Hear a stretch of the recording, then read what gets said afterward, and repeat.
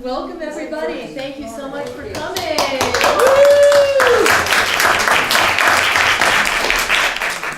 Thank you, Mike Malicki, for helping us to have this room for the day and for helping to get the attention of legislators on this very important issue. We are EMF Safety for Vermont, and we are an advocacy and educational group concerned with the health effects of 5G and EMFs in Vermont. We've convened this public meeting to address statewide concerns about 5G and its associated increase in frequency as well as cell towers. Currently, Bill 513 is in the House and public comments are being made. We're adding to those public comments here today. Bill 513 is titled, An Act Relating to Broadband Deployment Throughout Vermont. 5G is also known as Enhanced Mobile Broadband. 5G is part of broadband. We're circulating a sign-in sheet. Please do sign in so that we know you are here and we can keep in touch with you about further developments. The sign-in is for speakers, actually. Oh. They're also, we can do that. Oh, okay. Thank you.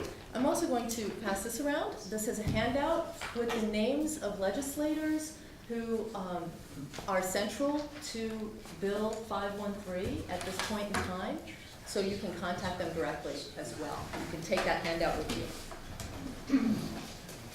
The agenda is very simple for today. We're going to have expert statements, a statement by Annette Smith of Vermonters for a Clean Environment, statements by each of the four of us who are EMF Safety for Vermont, and scheduled public statements as well. Several of you in this room have signed up to speak, so you will have that opportunity. And then if there is time, we'll open it up to other public statements as well. Just a little bit of housekeeping here. Please, if you do need to leave at any point, just do so quietly and re-enter quietly. And there is the possibility that we will be ushered out temporarily and then ushered back in if this room is needed. And but we will be coming back into the room. So please stay if you can. To begin, Annette Smith is the founder and executive director of Vermonters for a Clean Environment, which for 20 years has been assisting Vermonters with having a voice in their communities and holding corporations accountable. Please welcome Annette Smith.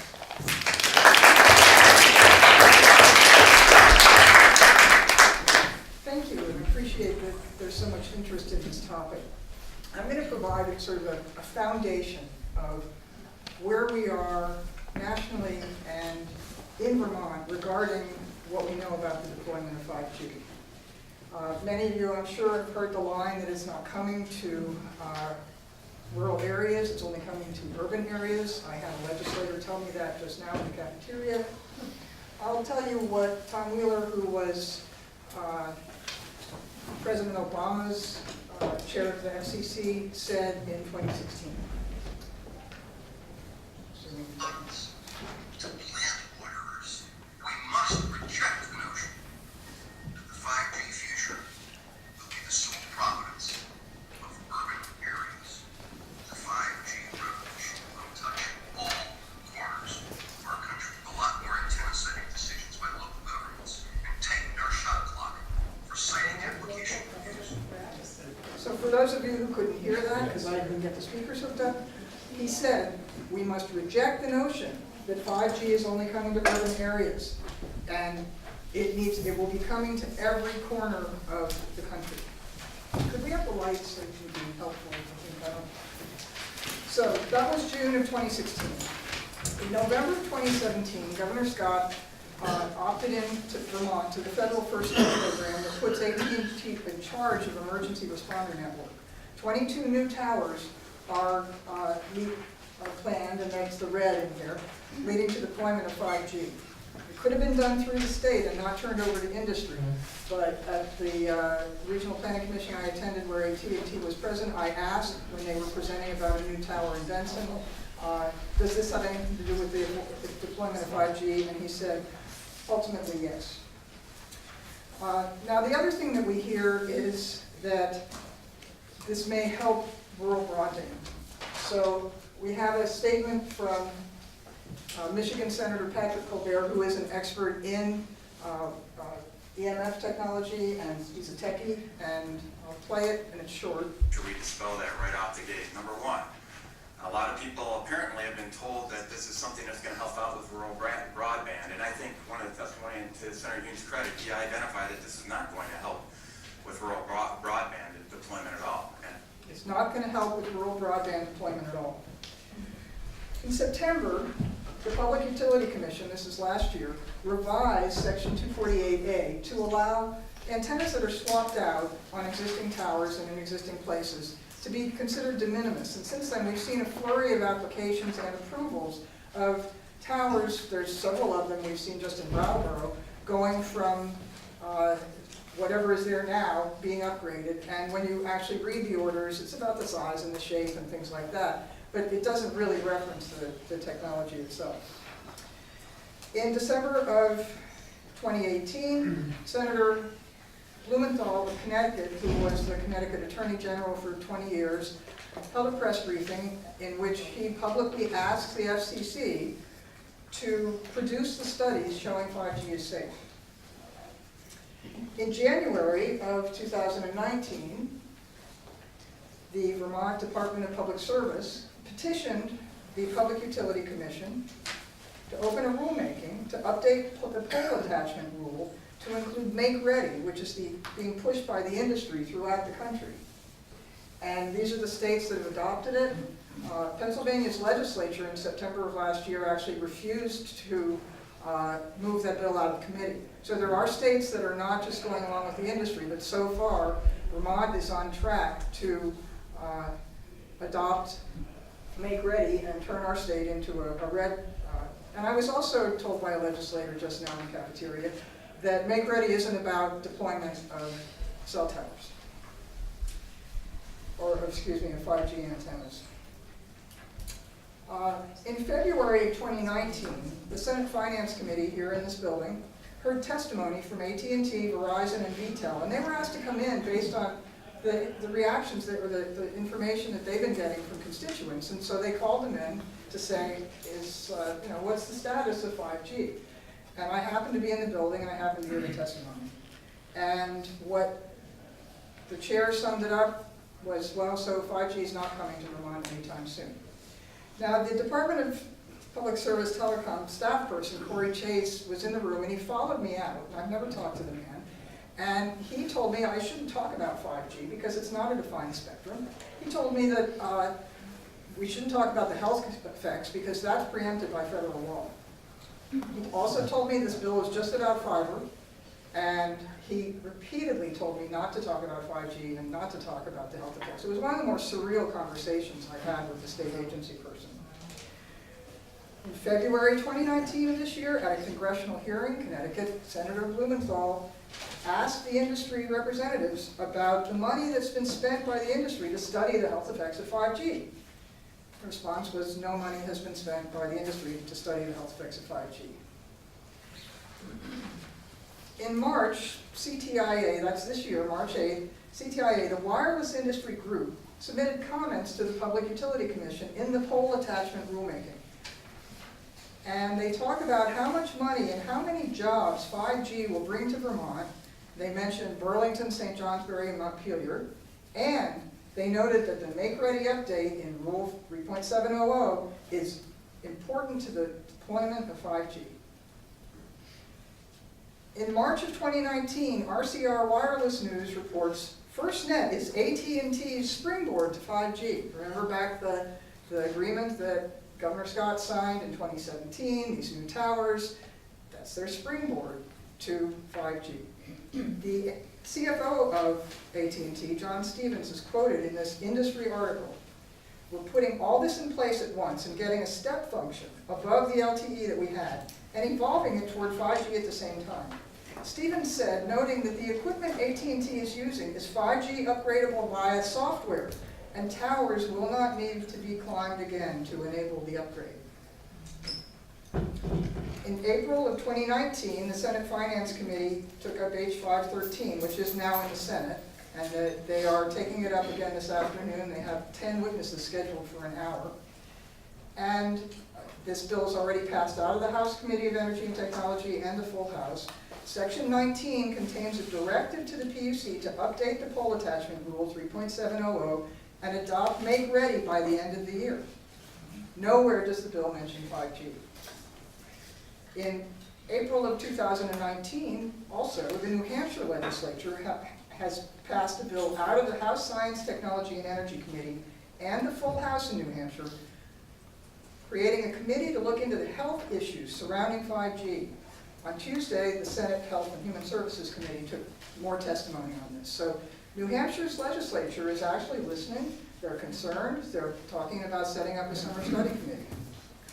So in Vermont, power pole upgrades, new LED streetlights, and tree cutting are being observed, all possibly in preparation for 5G. This is in Bethel. I took that last Friday. It's pole heaven now in Bethel. And there's your LED streetlight. And all of this, all these pieces of the puzzle, turns out, are being put in place without any public process. No notification will be required, no changes to rules. It's already, it's coming. Aside from the Make Ready. Numerous lawsuits have been filed by cities against the FCC. This is last Friday, when I was in the building testifying about H513, and you can read my testimony on the website, which includes the CTIA filing. I came home and I had the evening news on, and this is what I saw. President Trump is announcing $20 billion to deploy 5G specifically in rural areas of the United States. So our citizen legislature has the responsibility to protect the health and safety of Vermonters, and we ask them to prove 5G is safe first before it is installed, apply the precautionary principle, and our job is to educate and inform. So thank you, and with that. Thank you.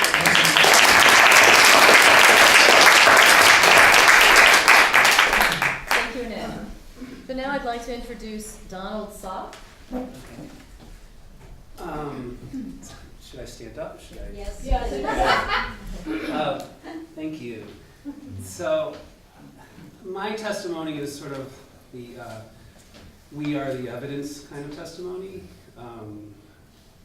I was going to tell you a little personal story. First of all, we're not an anti-tech group at all. We're just a tech safety group. We want tech that's safe. And a few years ago, I was very, very pro Wi-Fi. And I went to a town in Nova Scotia where the whole town was Wi-Fi. And I thought, what a great thing. It's like equalizing, information for everyone. And I just thought that should be the standard across the country. And in our house, I have 2 teenage boys. And when we had Wi-Fi put into our house, it was great. Everybody could use their computers, they could watch movies, do their homework, and it was great. But about 1.5 years ago, I started noticing some strange symptoms, and I found that it was very hard to sleep through the night. I was having like a brain fog in the evening, just short-term memory loss, and then worse of all, I would wake up in the middle of the night and have vertigo, and the room would just be spinning. And I didn't really know what the reason was, but I did a little research, and I found out about smart meters and the effect that had on some people. And luckily, through the work that Annette Smith did with her group, Vermont has the ability to opt out of the smart meter. So that was my first step. I got rid of the smart meter. Thank you, Annette. Yes. Yeah.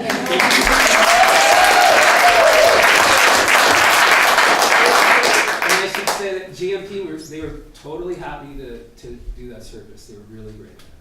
And, but then I had a Wi-Fi router in my room. I had my devices all around, and I got rid of all that stuff. And it kind of changed my life. I was able to sleep through the night. I could think more clearly.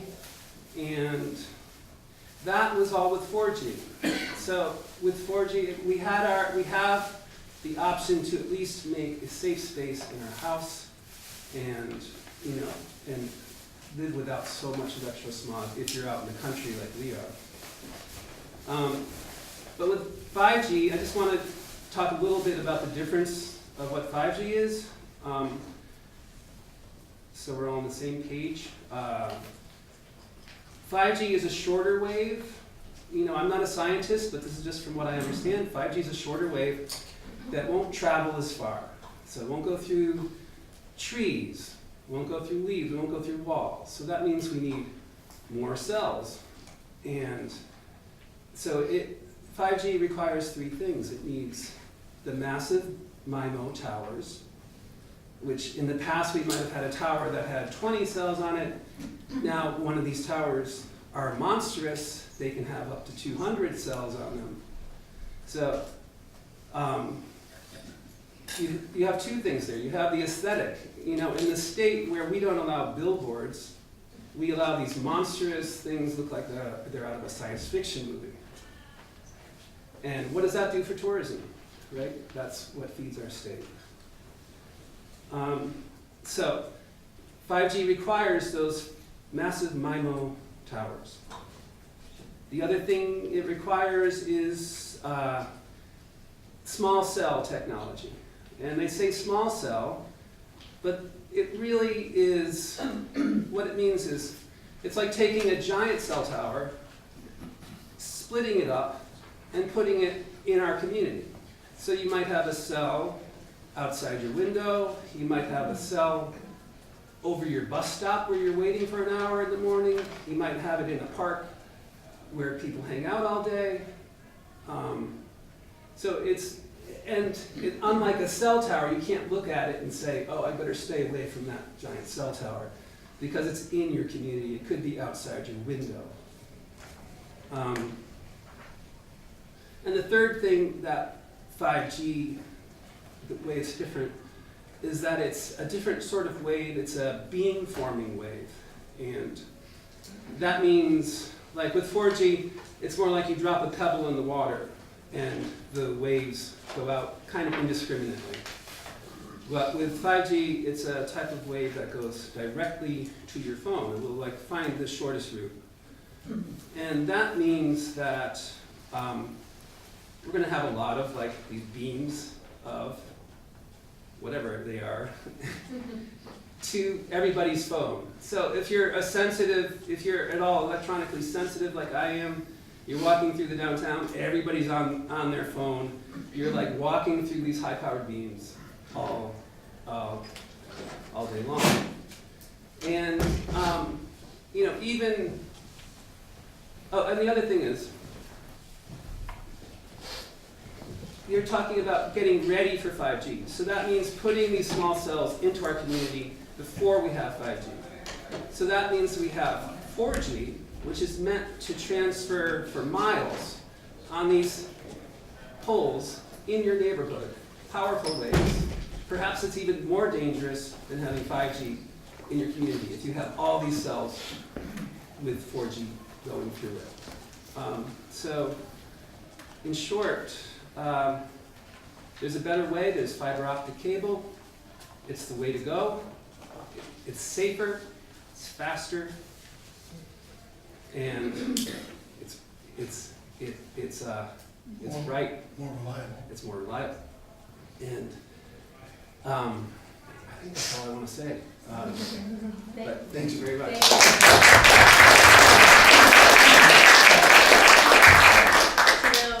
Thank you, Donald. So now Beverly Stone will speak about 5G's impact on trees and pollinators, on plants and pollinators. So I'm trying to figure out how to do this in that I have notes on my computer. So maybe you push the slides and I'll just move the slide. Okay.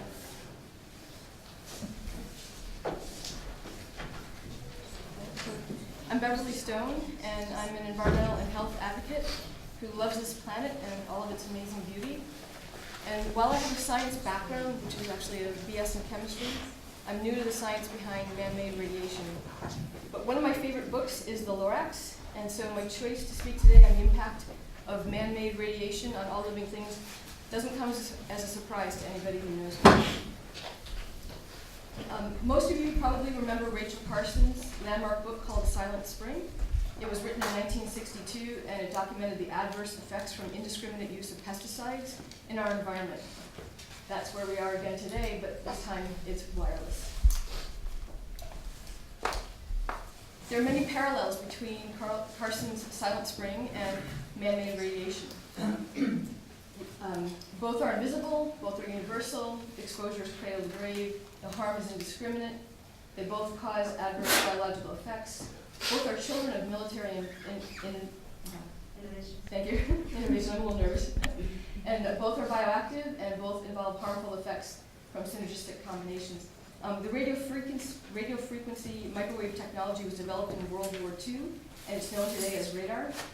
At the end of the war, microwave ovens were developed after an engineer discovered a candy bar in his pocket had melted when he was near the magnetron power source. Many species have internal GPS systems that are a function of these nanoparticles of magnetite, which is an iron-based particle, and the man-made radiation makes their GPS systems go haywire. This may be another factor behind what everyone's heard about with the colony collapse disorder, in which perfectly healthy bees abandon their hives.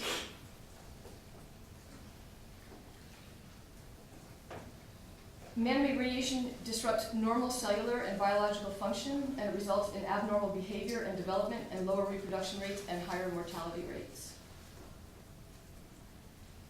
Like smoking, exposure to man-made radiation may not result in immediate health decline, but over time, cumulative exposure can and does have an impact. Out of the 919 research studies carried out on birds, plants, bees, and other animals and humans, 593 of them showed impacts from man-made radiation. I think this is probably the most telling slide in terms of the impact. The elephant in the room that we rarely hear about is man-made radiation playing a role in declining populations and the health of bees, birds, insects, trees, and other living things. And as you can see from this chart, it's not insignificant. The red bar represents the impact, the green is no impact, and the gray bars are inconclusive.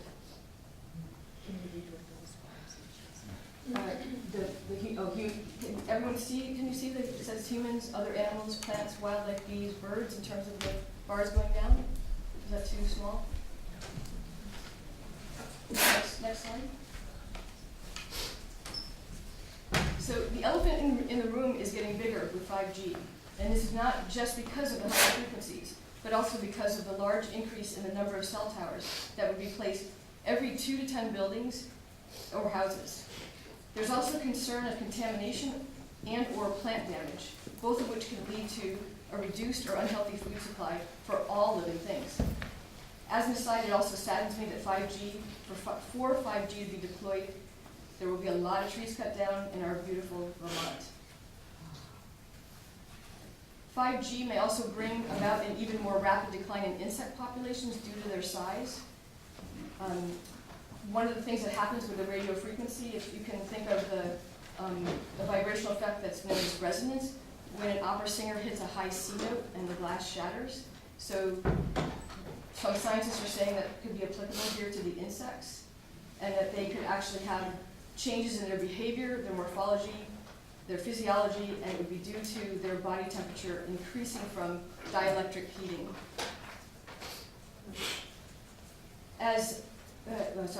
We need sustainable technology, not just for us, but also for our non-human fellow inhabitants, so that we can all thrive and live, or all live and thrive well. And that's it. Thank you. Thank you.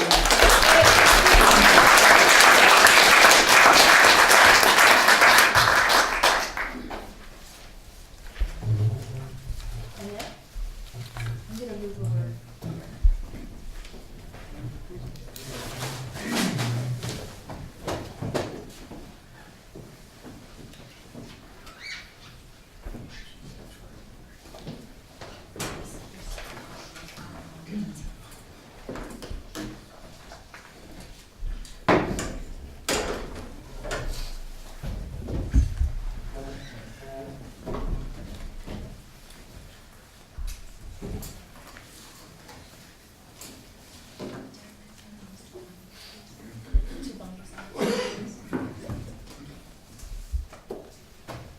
So my talk is going to be a little bit longer, and so get comfortable. I'm Shawna Archer. I live in Brattleboro, Vermont. I've been a resident of Vermont for 20 years, and I have a PhD in psychology, and I am an EMF testing professional. I'm not anti-tech. I'm pro-health and safety. I'm going to cut to the chase. Evidence-based studies worldwide have clearly established harmful effects of human exposure to cell towers, cell phones, and other pulsed radio frequency radiation devices, which I will describe in this presentation.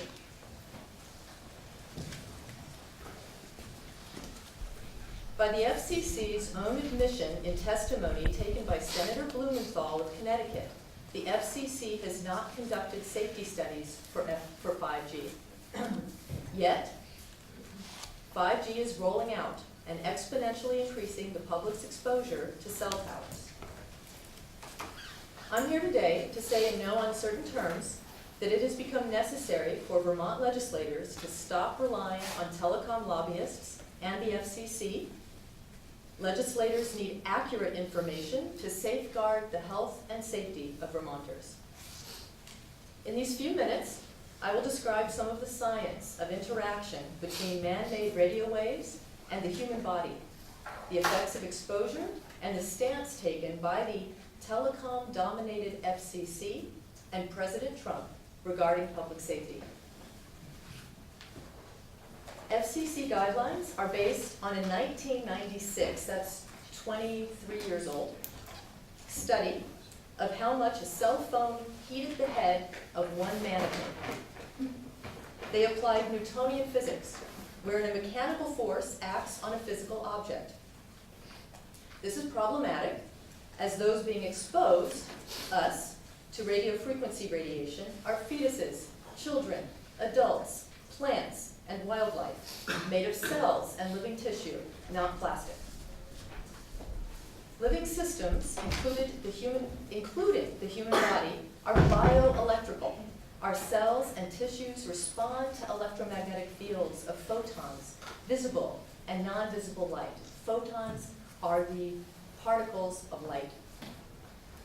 And energy. Radio waves, such as those transmitted by cell towers, cell phones, and Wi-Fi routers, are electromagnetic fields that carry pulsating photons as energy encoded with data. Now, to clarify the research findings that I'm going to describe to you, first I'm going to briefly describe what we mean by radio frequency radiation and why 5G radiation in particular takes health impacts to an entirely new level. The term frequency refers to the number of waves per second passing a given point. Depending on the length of each wave, it may be visible to the human eye. You can see the waves changing as you go up the spectrum. Radio frequency radiation is the transfer of energy by these radio waves. It is referred to as RF radiation and is emitted from cell towers, cell phones, and other wireless devices. 5G uses a cocktail of 3 types of radiation. Radio waves have photons with low energies, microwave photons have a little more energy, and millimeter waves have even more energy. This is the coverage capacity up to 4G, and over here, the capacity of 5G. We're entering into a whole new part of the spectrum. 5G adds extremely high frequencies, whereas 4G goes up to 6 gigahertz, 5G exposes biological life to pulsed signals in the 30 gigahertz to 300 gigahertz range. These higher frequencies, which include millimeter waves, have never been previously released into public areas. They have never been released into public areas. Why does this matter? Well, it turns out that our skin's sweat ducts intensely absorb the higher frequency waves, and they do so at a much higher absorption level than any other part of our skin. The skin and eyes act like receptors and they draw in the 5G waves.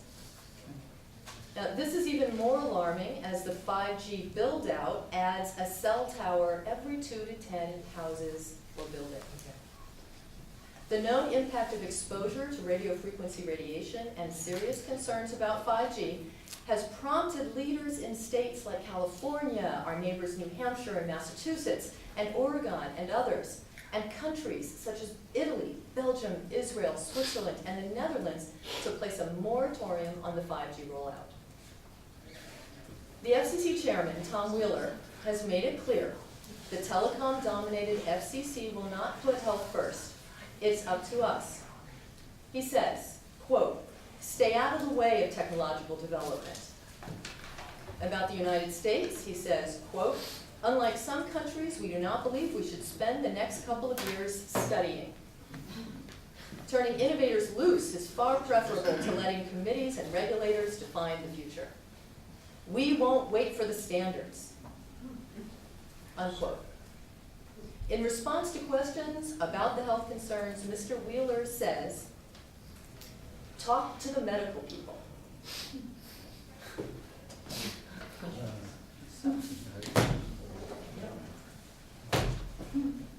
So here's what the medical people say in about 1,500 pages of abstracts. Over 2,000 international evidence-based studies, 2,000, correlate human suffering with pulsed radio wave radiation technology, such as cell towers, routers, cell phones, tablets, and other wireless devices.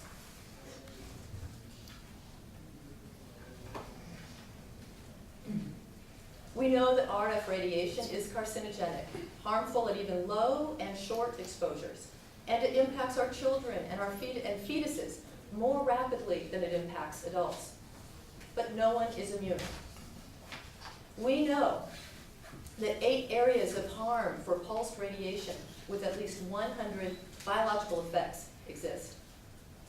They are fertility, neurological and neuropsychiatric impacts, mutations, programmed cell death, free radical damage, hormonal effects, excessive intracellular calcium, and cancer. We also know how this damage can occur. DNA damage, voltage-gated calcium channels, blood-brain barrier opening, melatonin hormone reduction, and microbiome disruption. The U.S. government has known of these risks since at least 1971. In 1971, the Naval Medical Research and Development Command published a bibliography containing 3,700 references reporting 100 non-thermal, biological, and clinical effects attributed to microwave and radio frequency radiation. By the mid-1990s, it became clear to the American Academy of Environmental Medicine that patients were adversely affected by electromagnetic fields and becoming electrosensitive. Electromagnetic field EMF hypersensitivity has been documented in controlled and double-blind studies with exposure to various EMF frequencies. It has been demonstrated that under double-blind controlled conditions, 100% of subjects showed reproducible reactions. Now, strong science produces repeatable results. Pulsed electromagnetic frequencies, as from cell towers, are shown to consistently provoke neurological symptoms, cell damage, and cancer. Some of the public statements that you're going to hear today will describe what it's like to live with these effects of hypersensitivity. Just a few of the many symptoms of overexposure to radio frequency radiation include depression, cancer, anxiety, headaches, muscle pain, attention deficits, infertility, loss of bone density, arthritis, insomnia, dizziness, tinnitus, skin tingling, loss of appetite, and nausea, just to name a few.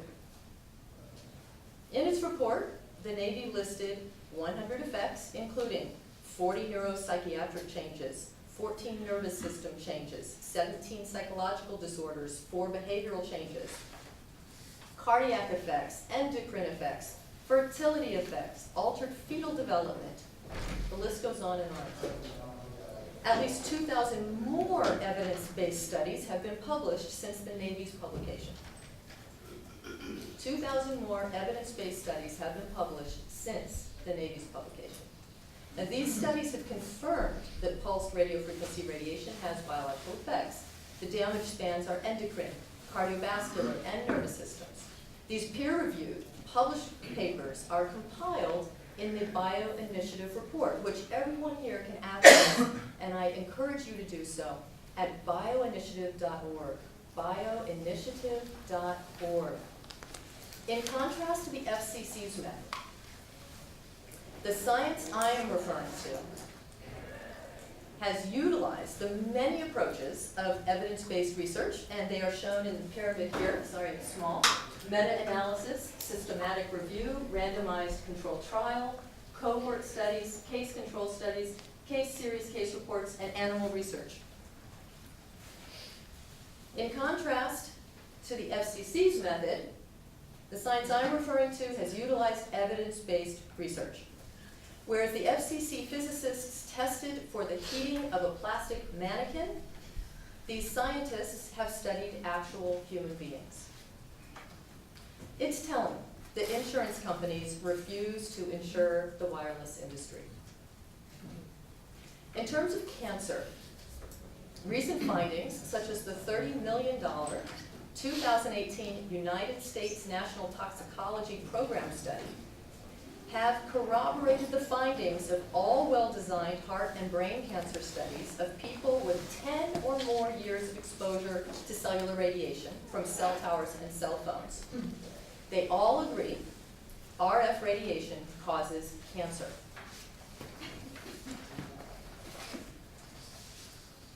So what's the response to all of this evidence? Scientists are urging the World Health Organization to update its classification of radiofrequencies from a group 2B carcinogen to a class 1 carcinogen, making radiofrequencies and 5G comparable to arsenic and asbestos. World Health Organization's former chief of the Research Unit of Epidemiology for Cancer Prevention, Annie Sasko, MD, asserts, enough is enough. How many more deaths would be needed before serious action is taken? Evidence just continues to accumulate.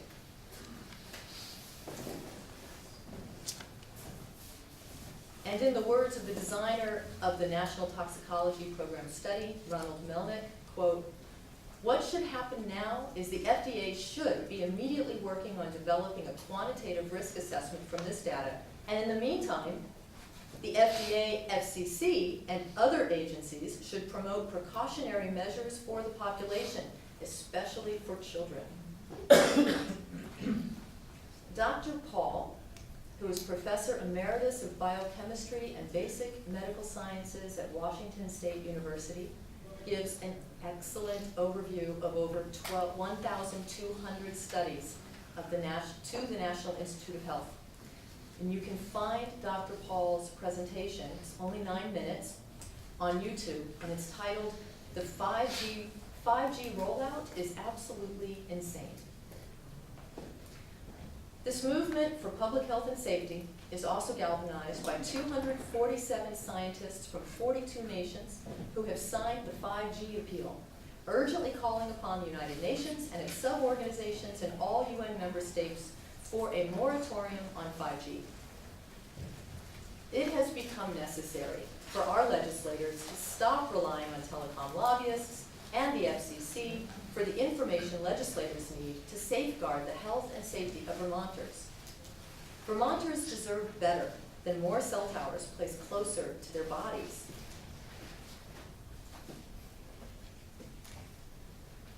I'd like to close with this message from President Trump.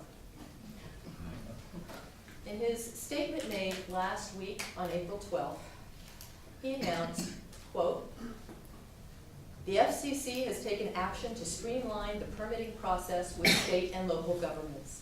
That's a big deal. It takes too long to get permits. We are going to free that situation up, and the local areas are going to listen to us very strongly. They must now approve new physical infrastructure in 90 days instead of many years. And there is now a cap on the unreasonable fees local governments can charge. It is going to happen quickly, very quickly. Then, referring to the massive MIMO 5G antennas that would be placed in front of our homes and buildings, he went on to say, quote, "They must be guarded from the enemy.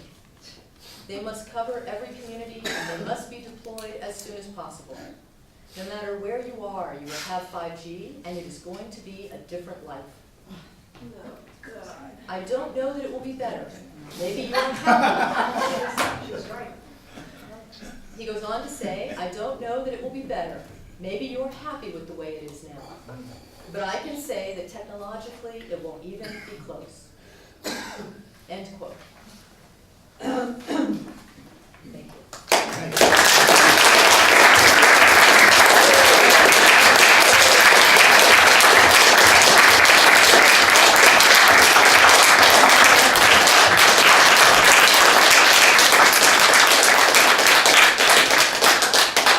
There's nothing left to say. Well, your stories are very important. And so you have, yes? Oh, Derek. So you'll be speaking next after Derek.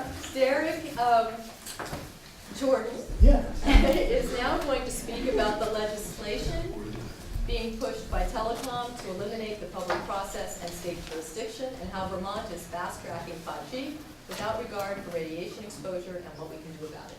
All right. Thank you. And my name is Derek Jordan. I'm proud to be a member of EMF Safety for Vermont with these wonderful people. Thank you so much for coming today. I feel like we are all speaking to the choir, preaching to the choir, as it were. I wish we had more legislators here today, but we have a lot of concerned Vermonters here, and that's really important that we can make our statement, that it can be recorded, and then hopefully the legislators will get around to seeing it later. Anyway, so not only am I a member of this great group, which just started a few months ago, I'm also a member of the Nuclear Decommissioning Citizens Advisory Panel, which is also called NDCAP. And that is looking into all the issues surrounding the decommissioning of Vermont Yankee.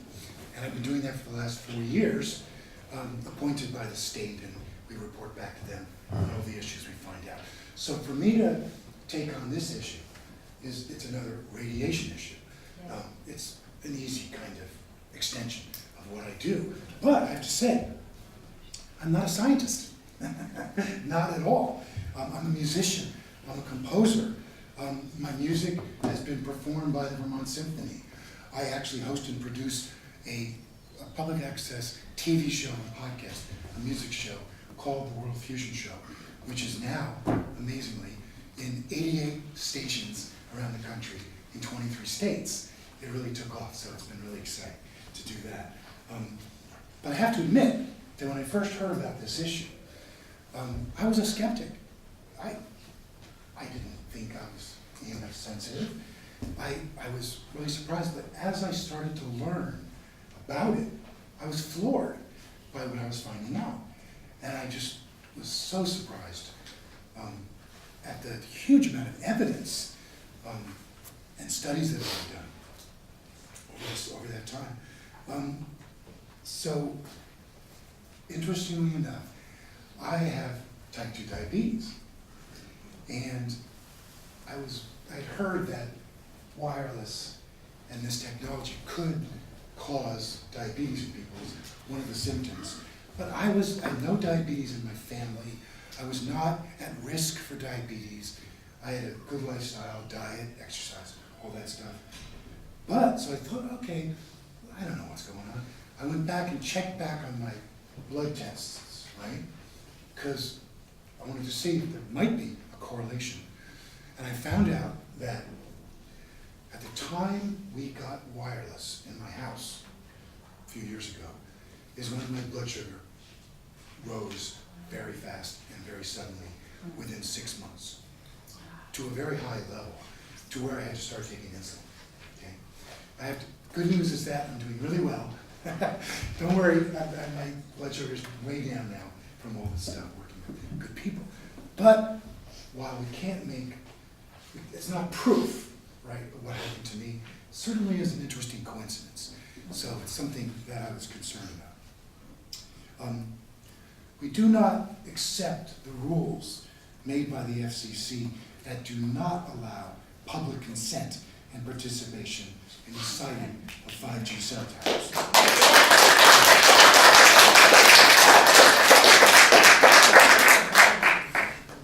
We feel that this is a clear violation of free speech, and they do not have the right to tell us what we can or cannot say, or how we can or cannot participate in the issues around our health.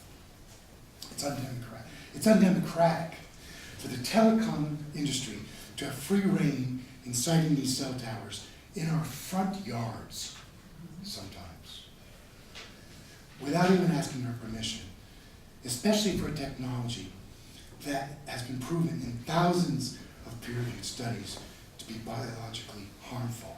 That is unacceptable. So we need to stop this. We really need to step up and stop this. Thank God Vermont is a small state, and we can have hopefully some influence on our legislators who are now looking at a bill. Unfortunately, they very much are believing the telecom industry hype that 5G isn't coming here. And some people have said already, problem is that once, and Annette mentioned this, once these cell towers are put up, calling them 4G, or whatever they call them, right? They can be upgraded wirelessly, their software can be upgraded to 5G without any permission, without any notification, and that's it, folks. Once this technology, once these cell towers are in place and the infrastructure is set up, I'm afraid it's game over, okay, for us. That's probably not going to happen where I live on a back road in East Dummerston, Vermont, right? Well, because it's just too much trouble. We want fiber optics, and we want to see that happen, and we suggest that as the solution. But for cities and what's happening all over, I just got a picture Donald sent out this morning of Boston. My son and my daughter live in Boston, okay? Now, what the picture was an old growth tree. God, it was easily that big. Cut to the ground. In the It middle. looked like Calm Ave or something. Yeah, in the middle of the night, just Yeah. old growth trees. Yeah, and why? Because they need line of sight, right, in order to make this work. They've got to be able to beam without any interference, right? So this is happening all over. I've seen pictures on the internet, probably some of you have too, of all these cities in Europe where these old growth trees are getting cut down on these old avenues, right? Same thing, it's happening without public participation, consent, permission. There was even a great little video from Woodbury, Long Island, Woodbury, New York, of all these suburban moms who were pissed. They were out doing a protest. There's like 12 of them out there because Verizon, in this case, had erected these cell towers in their front yards. Yeah, in their front yards, without asking permission, without anything. And they were ripped about this, right? So, I mean, I'm afraid this is what's coming, and this is legal under the rules that are currently being promoted and upheld by the FCC. We have to push back. Lots of people are doing that. Okay, now, I want to just say something. We are lucky to have our neighboring state, New Hampshire, is actually ahead of Vermont on this issue. They passed a bill in the New Hampshire House committee, and it's gone, and it's passed in the House floor. It's now going to the Senate. And let me just give you a couple of quotes from that bill, which I think are great. Quote, why have thousands of peer-reviewed studies, including the recently published U.S. toxicology program, 16-year, $30 million study that are showing a wide range of statistically significant DNA damage, brain and heart tumors, infertility, and so many other elements, Why are they being ignored by the Federal Communications Commission? Good question, right? Second quote, why have more than 200 of the world's leading scientists signed an appeal to the World Health Organization and the United Nations to protect public health from wireless radiation, and nothing has been done? Well, I think we all know the answer. Money. The industry stands to make trillions of dollars on the deployment of 5G. And I have to remind you, deployment is a military term. Yeah. It's a military That's term. what I was saying. There is definitely military issues around this wave technology. In fact, military have used it for crowd dispersal. Okay? That's where it's been used already. Okay. I'm not going to go on because I want to give you guys a chance to speak. It's really important that we all get to hear each other, share our stories. Okay? It's so important. So, we really advocate fiber as a solution. They call fiber to the premises because it's more reliable, it's more stable, there's no radiation, there are no ugly cell towers, okay, in the way. I really hope that we can keep Vermont beautiful and a healthy place to live and to raise our children. Thank you.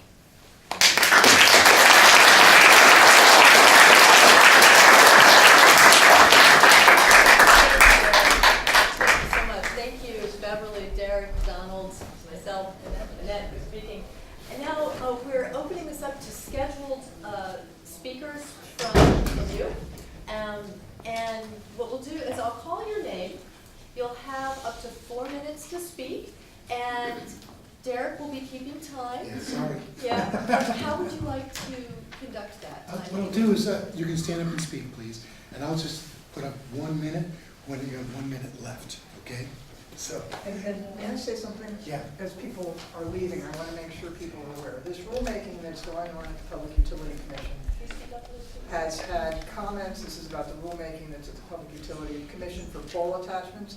It's had 1 round of comments on May 8th. Reply comments are due this Friday. And then they're holding a workshop at the Public Utility Commission on the 3rd floor of the People's United Bank building on May 3rd. And that is an open forum where the industry will be there in force, and the public has a right to attend and speak at these workshops. So May 3rd, I believe it starts at 1:30, but it could be 9:30, so I think it's early, yeah. check the calendar, puc.vermont.gov, they have a calendar at the bottom. May 3rd, there's a workshop, and this is where this whole attachment make-ready rule is being heard. Question. Address again, please. It's right across the street at the People's United Bank building, 3rd floor. If we're signing up to your email list, will there be notifications? Yes, we will. Okay. Anybody still need to sign up? Yes. Okay. I'm going to move back to the center, and then if speakers are invited to stand here. Is that right? Yeah. Come on up here. So I will call your name, and then I'll also call the name of the person who will be speaking next. So if you could please ready yourself to keep things moving, that would be very helpful.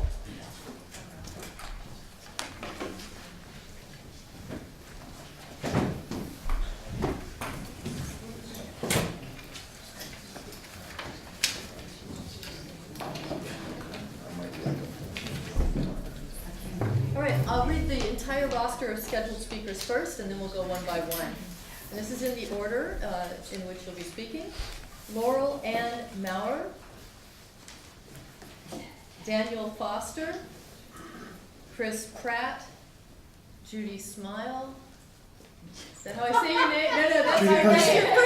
Judy Person. I did your email. Judy Person, sorry.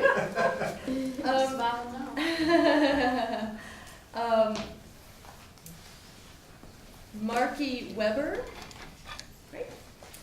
Jim Kelty, Jim Minnick, thank you. Patricia Fiskin, Allison T. Great. Okay, and so thank you. So we'll begin with Laurel Ann Maurer. Did I say your name correctly? Yes, that's fine. Thank you. And Deb Moore, I'm sorry, Deb Moore, yes, thank you. After Jim Kelty. Can I ask a question? Yes. It's about questions. Will there be time for questions after each speaker or at the end of All of them? At the end. Okay. Yes. Oh, yes, you are here. I'm so sorry. I'm really in, yes. I'm in detail. This is in like 8.5 here. Okay, Jim Minnick, so after Jim Minnick, Emily Payton. Thank you, sorry, Emily. Good afternoon.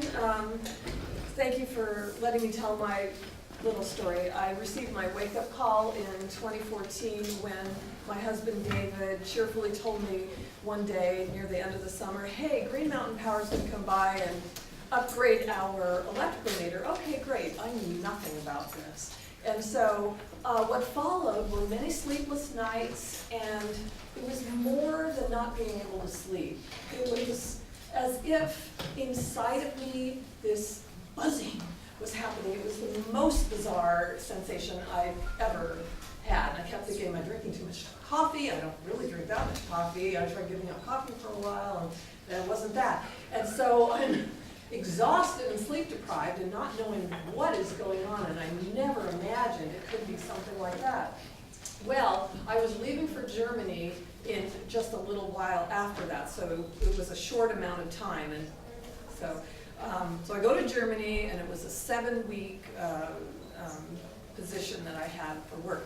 So I'm in Germany, and after I get over the jet lag and everything, I'm sleeping just fine, and I noticed that, hey, I'm finally getting a good night's sleep, this is great, blah, blah, blah.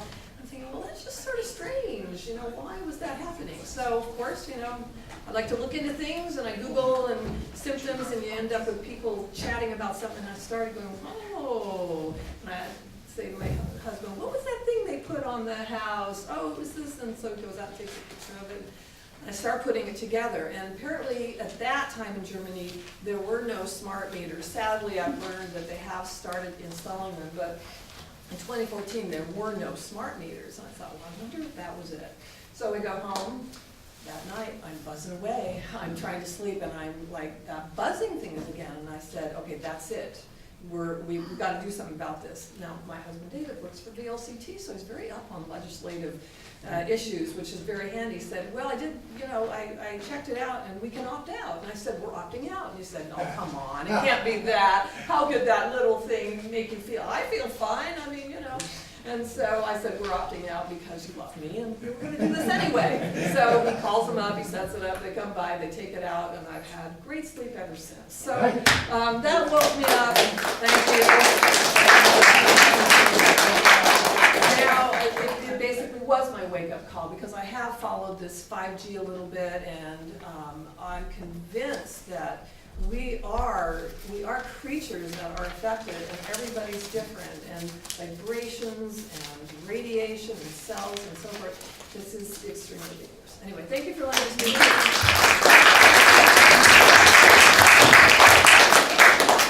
Daniel Foster, and after Daniel, Chris Pratt.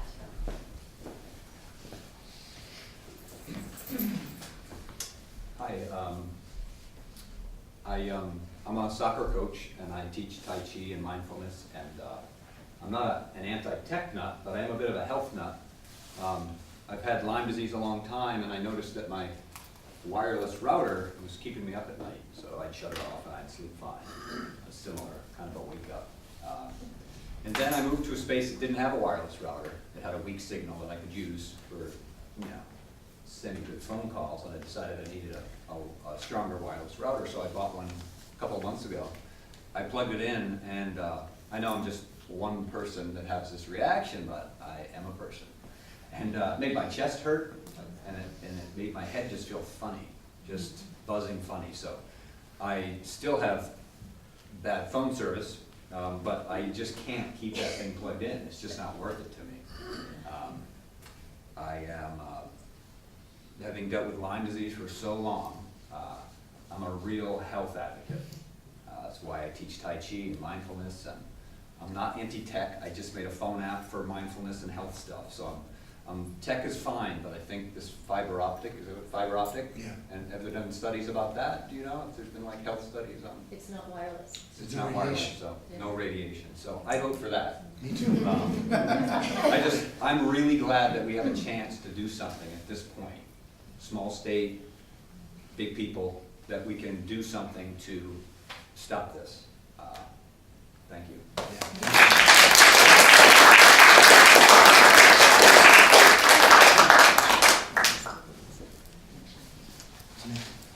Chris Pratt. Tiptoe around here. I've got some things, some handouts if anybody wants them, we can here. I'm going to try to be brief, and I'm going to try and cover things that haven't been already covered. In 1997, I sustained a brain injury from 8 hours of brain surgery. At the time, I mean, I was a step up from a vegetable. I couldn't see, I couldn't walk, I couldn't talk, but obviously over time I've gotten much better. What I was left with, and I had no electrosensitivity that I was aware of. Following the injury, I still slurred, I still stumbled once in a while, I still have a little bit of double vision, and sometimes some mind fog. So anyway, when I moved into my trailer in 2016, suddenly things started to deteriorate. You know, stumbling more, my speech was worse. I mean, it was really obvious, and I said, what the hell was going on? I found out that 10 feet from my bedroom was a bank of 5 smart meters. And so I immediately moved my bed as far away from them as they could, and that helped. And then in the spring, another trailer became available when I moved in. So that took care of that. But it also kind of started connecting the dots on smart meters. When they were first introduced, I went to the meetings. I attended all that crap. And it was the same exact meetings that have taken place on 5G with the telecom industry. But then it was the public service and those utilities, and we are sure that there's never going to be any problems. There was no health effects. And that was and then the whole thing really took off with Obama's 2009 $3.4 billion upgrade the grid program. That's when smart meters really became real, and that's when these public hearings supposedly took place, and that's when the rollout began. And I started to this because I attended those hearings, and the thing that was really interesting about it is, as everybody knows, you know, the new smart meters collect your usage data, and then they transmit that back, you know, wirelessly to the telephone pole that eventually goes back to your power company. Well, initially, when they were first being discussed, people were saying, can't you do this with wire? And you can. You can go from your cell meter to the pole with wire. There's no radiation, there's no hacking, there's no privacy violations. And people were saying, well, this is a no-brainer. Why are we doing this? And everybody was saying, why don't you opt that way? And we got vetoed. And to recently, I said, I wonder why we got vetoed. It made no sense. And then it dawned on me, without a wireless smart meter and the Internet of Things, you have no gateway to your house. So the wireless smart meter allows your phone to call your smart furnace and turn it on. It allows you to call your air conditioner and cool things down, or turn your roast on. It's the gateway to the Internet of Things. So it's been in process since 2011 when they first started being. So it's not just this new phenomenon. This has been on the planning dockets for a long time, and it really begs the question, is it beyond money? Is there a deeper issue here that no one's dealing with? Absolutely. And is 5G in the military potential applications tied in with that? So the last thing I wanted to say is you can put all the hype of, I shouldn't call it hype, but all the scientific stuff away on 5G by just applying some basic logic. If the Internet of Things is going to be creating millions of new devices that are all going to have transmitters and receivers and blasting radiation to millions more new cell towers, new small cells, who in their right mind would not think we're going to be swimming in radiation? I mean, swimming in it. Not just a little bit, like dangerously so. So, and then if you start applying all the things that these wonderful people have done scientifically, I mean, the evidence is overwhelming. I get really mad when I think legislature should be clamoring for this information. We have to beat them up to have them come. I mean, it's unbelievable to me. This is an obvious violation, a direct violation of health. I've seen it, I've experienced it, and I know it's coming. And excuse me, it just infuriates me that not more is being done. Thank you. Thank you.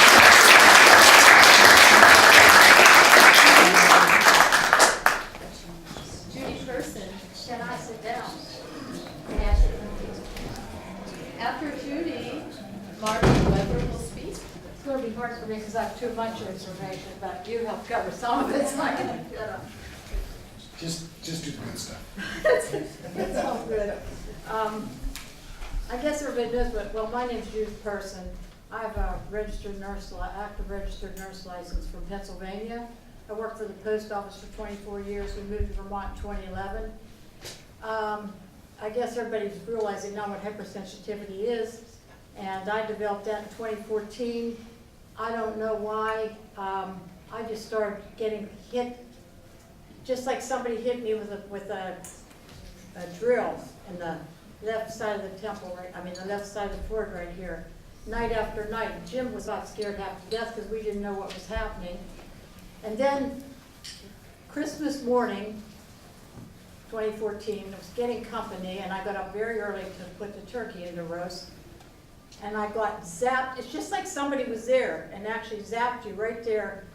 And then within just a couple minutes, the power went out. So that was a pretty good indication. So we have our house all wired with fiber optic and for phone and internet.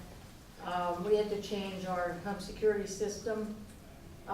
So Jim's a good computer guy, and the fiber optic is perfect. We have no problem.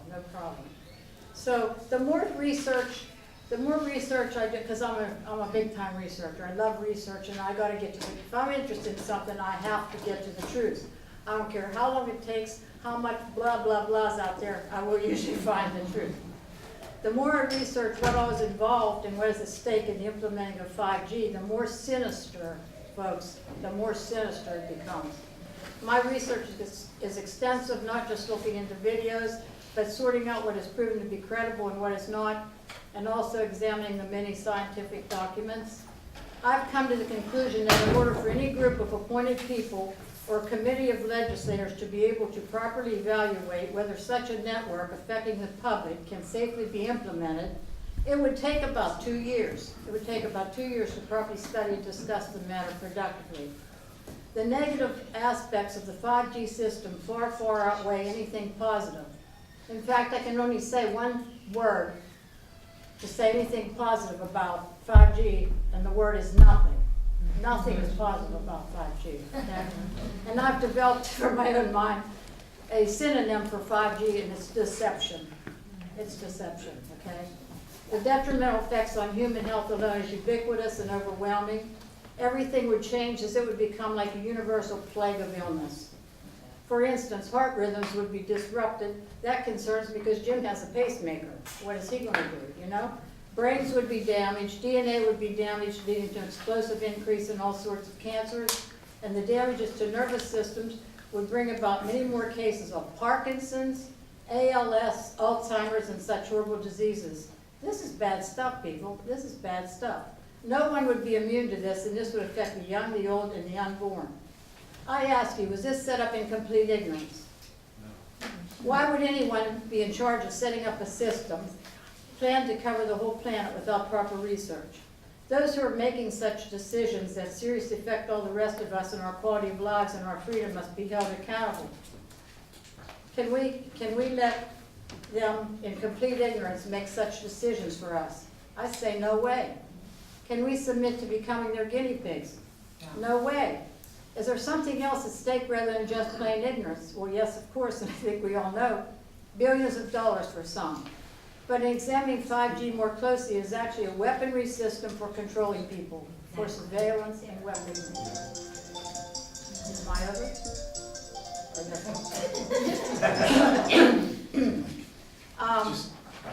Okay, 95 gigahertz is what they use for dispersing crowds of military. And we need to remember that. We need to remember that 60 gigahertz, if you've heard this, I'm sure some of you know it, affects the oxygen exchange in your lungs and in your cells, 60 gigahertz. And as Shawna said, the range of this is from 30 gigahertz to 300 gigahertz. So what happens to me with EMF is I can't travel anymore. I can't stay in motels. I have to find some little rustic place out in the middle of nowhere. It's changed our lives. And I get excruciating pain that is cumulative and doesn't go away until I'm hours away from it. So when this 24/7's up, I'm finished. But I'm concerned about the kids. I'm really concerned about the kids and the babies, and I could go on and on, but I think I'm done. Thank you. Thank you.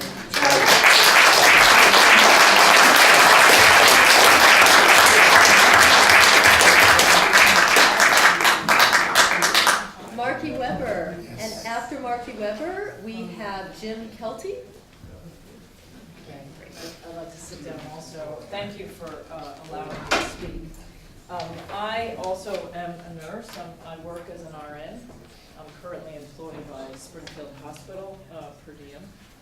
And I'm very concerned about 5G. I have my own personal experience, which started I'm not going to get into my personal experience, but I will say that I did discover that I too have some EMF sensitivity, and it really concerns me. And one of the things that concerns me, that's been on the back of my mind as each person speaks, and being here in this room where there are so few legislators, that when one has the experience of EMF sensitivity, when other people around you don't have that experience, they often are going to discredit you, and they're going to look at you as though you're someone with a tinfoil hat. And my credibility as a science-based person, as an RN, is really important to me. But one of the other things that I understand, and I really appreciate all the research that's been done, and I particularly appreciate the fact that you took steps so that we in Vermont are able to opt out of the smart meters.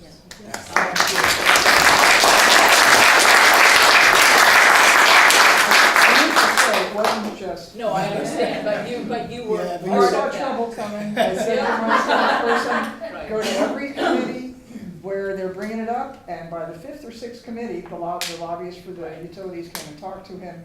That still only resulted in a $10 fee. Then other people, including Tina, who's here, helped to work together to get the opt-out and Right. have it retroactive. And I will say, we thank Tony Klein for that. Representative Tony Klein is the one who actually did this in legislation. And we are very So lucky. we need to do the same thing with 5G.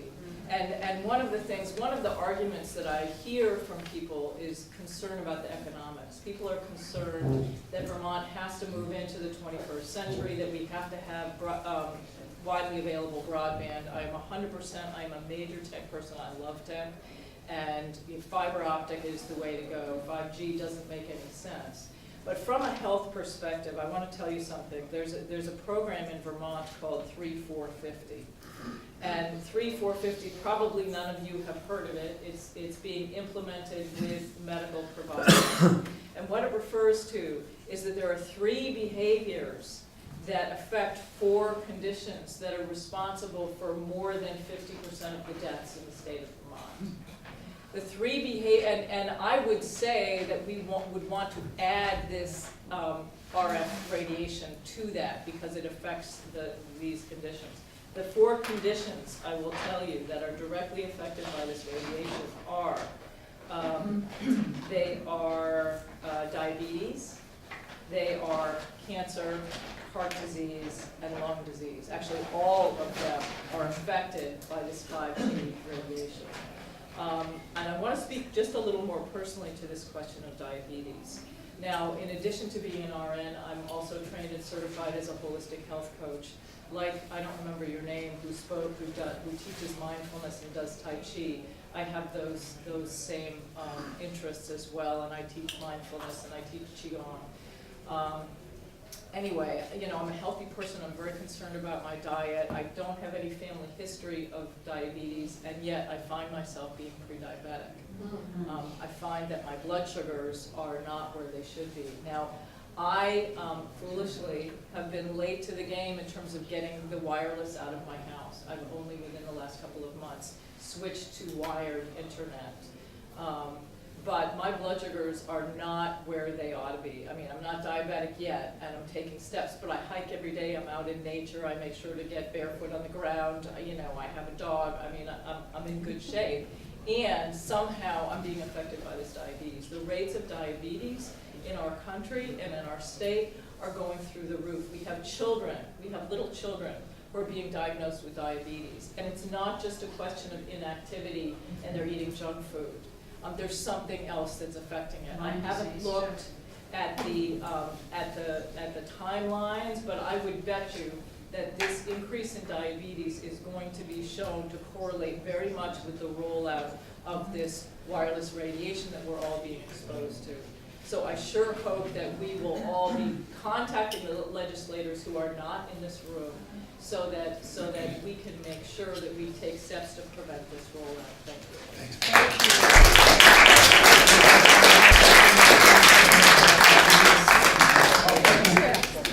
Next up is Ms. Kelsey, and I just want to remind everyone that there is the possibility that we'll be asked to temporarily leave the room and then come back in. And if you're able to stay, please do. Having this on video record is crucial, and the legislators who weren't able to be here today would then have a record of your comments as well.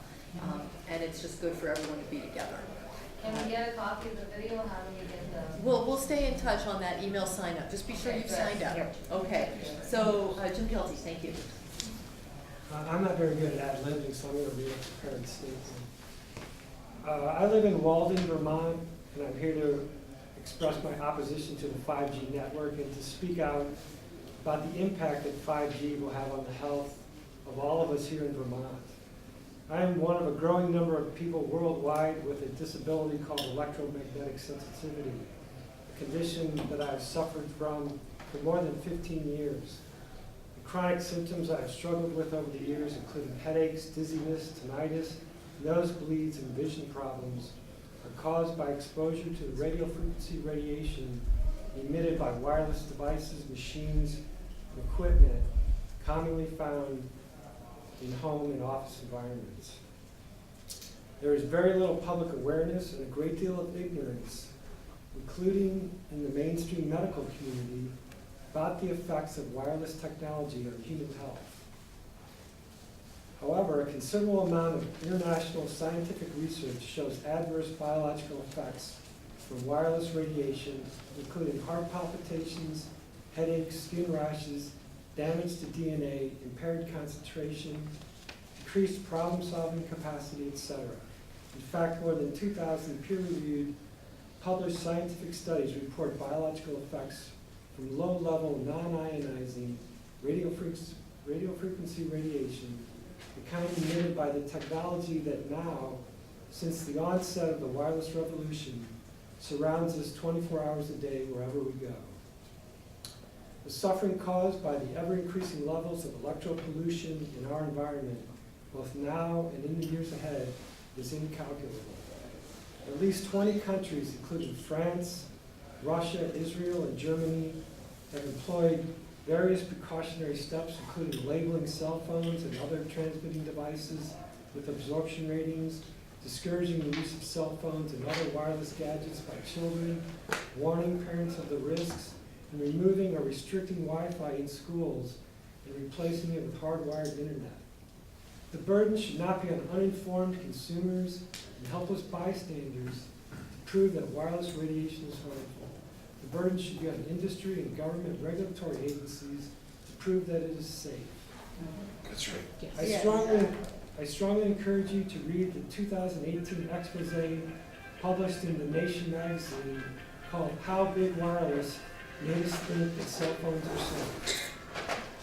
In the U.S., Massachusetts is taking the lead in the push for stricter regulations, with at least 7 EMF safety bills introduced by state legislators in recent months. At least 2 of the bills have moved beyond the committee level. It is also important to note that the insurance industry acknowledges court rulings in favor of claimants who have experienced health damage from exposure to electromagnetic fields. In 2002, Lloyd's of London Insurance canceled personal liability injury insurance for the telecommunications industry based on perceived future health risks. In 2013, leading global reinsurance firm Swiss Re warned the insurance industry that unforeseen consequences of wireless technology could lead to a raft of claims and significant liability losses in the years ahead. Thank you. Thank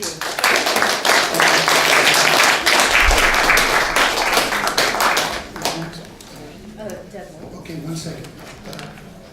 Marky, Yes, you said you were going to mention the issue around the rat experiment. yes, Could you just share that with people, okay. just quickly? Just quickly.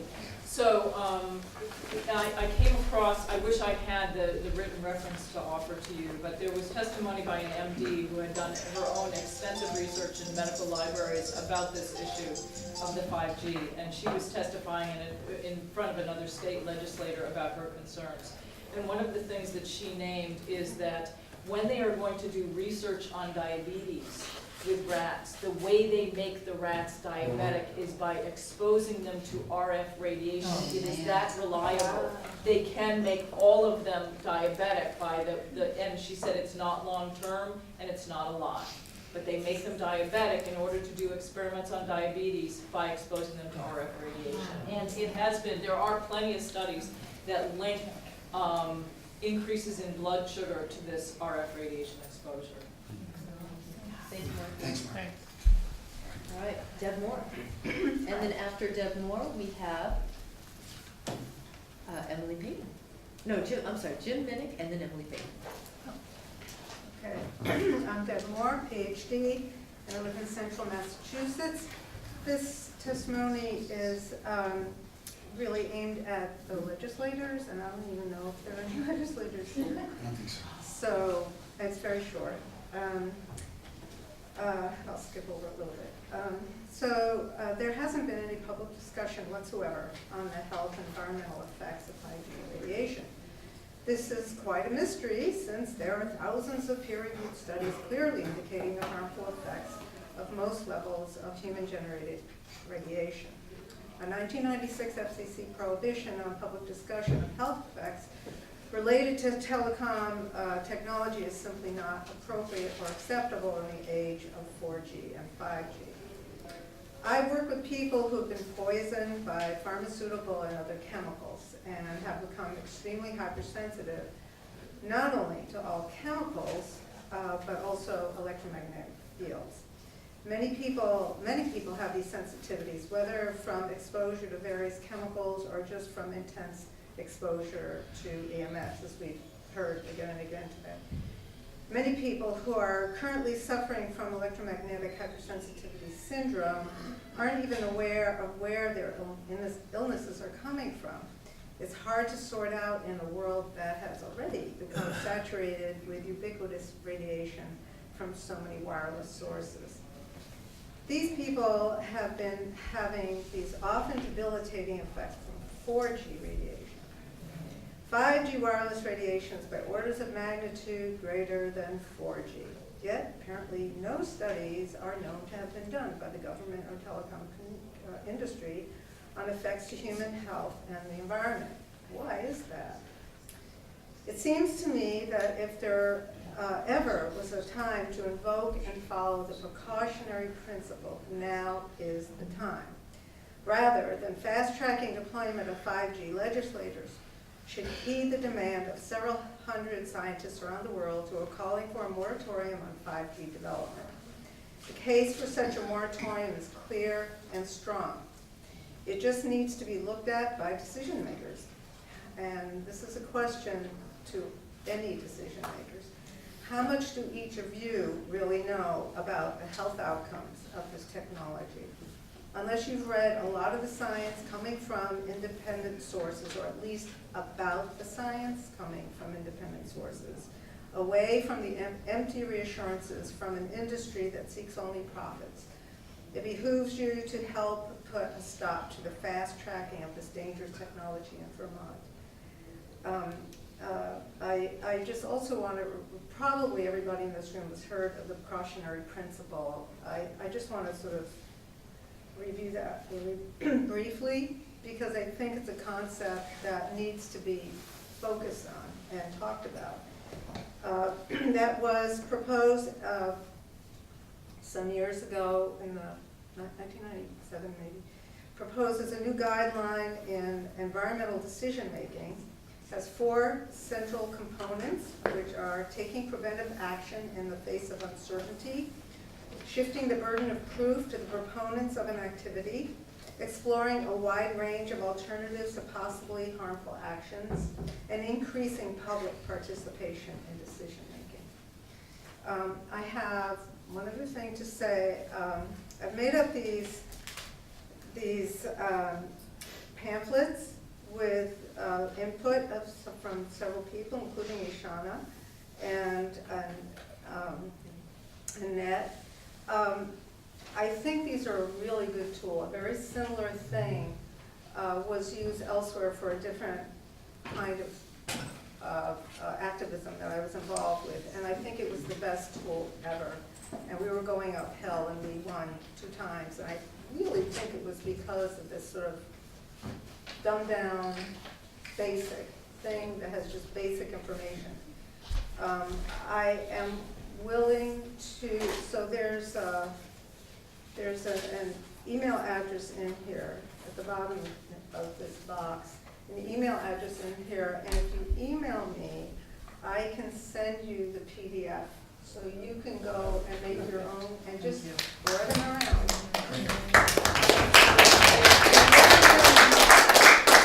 I recommend, I'm not requiring it, just you do what you want, but I recommend you put it on neon colors so that people notice, you know. So far, I've had a pretty good response from these, so just get it out wherever you want. Thank you. Can you pass these around, please? And where's the sign-in sheet? The sign-in sheet should be, yeah, we'll start That's to that. speak, that's, there's another. No, that's, okay, well, they can also use that. If you haven't signed up already, you can sign up on this sheet for updates. What's going around now is a handout that with some suggested topics to cover if you want to contact your legislators about this issue.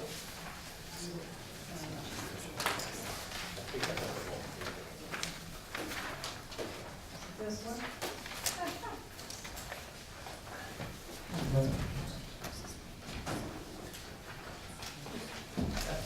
And some people are even signing that handout and then just mailing it to their representative. This is some other one.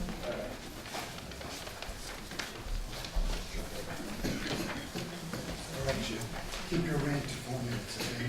4 minutes? 4 minute rant. Okay. We're doing great. My name is James Minnick, and I reside in Bethel, Vermont. I have a bachelor's degree in political science with extensive studies in government administration. For 35 years, I worked as a software engineer for Unisys, which was previously Univac, and small computer service companies. I wrote thousands of lines of computer code for numerous telecommunications applications and operating systems. I developed, installed, and supported network communications systems at NSA, the White House, the U.S. Army, U.S. Navy, U.S. Air Force, and the intelligence community. I helped design and develop the communications network for the National Broadcasting Company in New York. During all these years of working on these systems, I experienced the exponential growth of network technology and increased bandwidth of communication services. However, none of those technologies were as hazardous as those associated with 5G networks. 5G networks have been found to be extremely dangerous and lethal.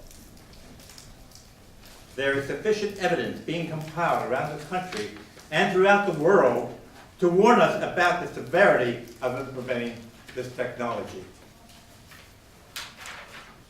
most of which is non-essential. But we are compelled to protect the lives of those in our community and family. Implementing 5G networking does nothing to improve people's health, nor does it improve our thinking processes, nor standard of living. We must free ourselves from the slavery being inflicted upon us by high-tech villains who have no regard for our health and well-being, but are merely concerned with lining their pockets without money. I, for one, am totally fed up. I don't know whether you can tell that or not.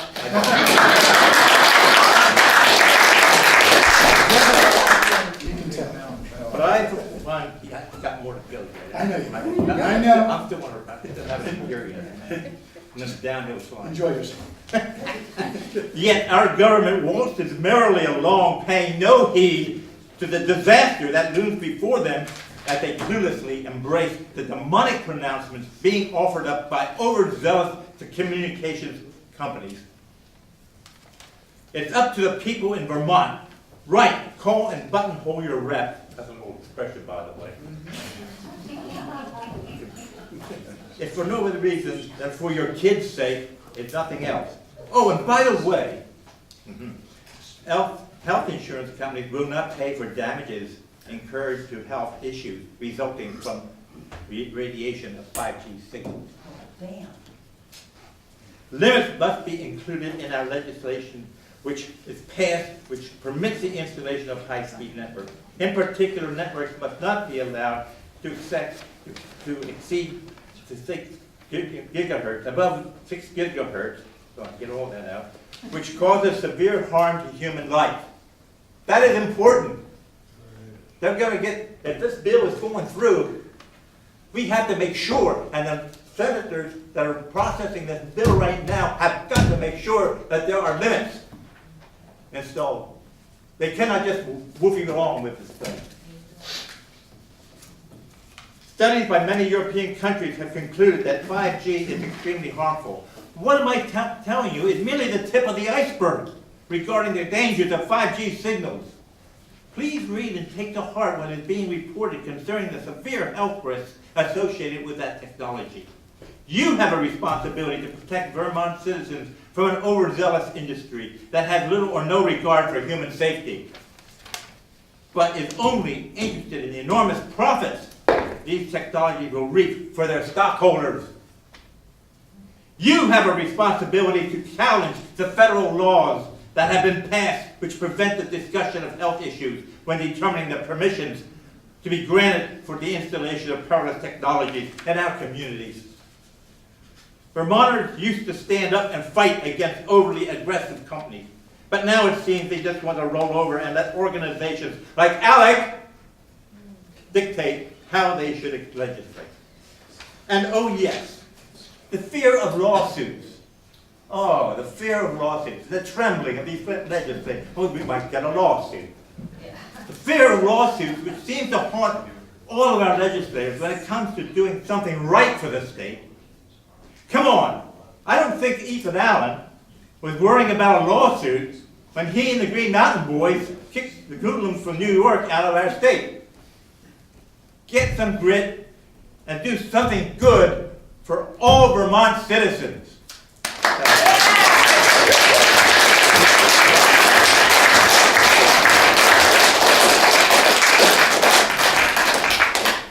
Thank you, Tim.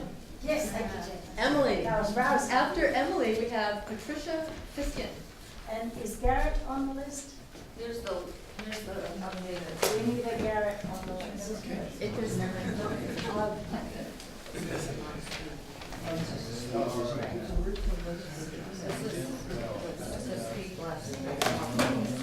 Where's the email list? Emily, we've got it here.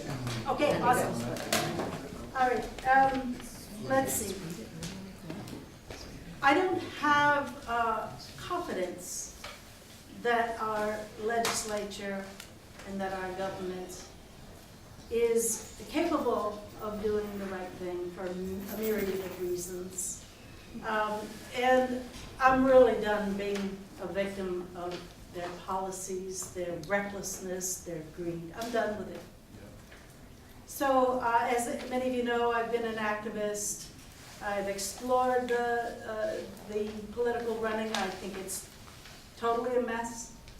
And I've come to the conclusion that I want to nurture a Vermont nonpartisan league. Some of you here are working with me. And I don't want to run, I just want to nurture it. And I want everybody here to think about, are there 3 people you can work with?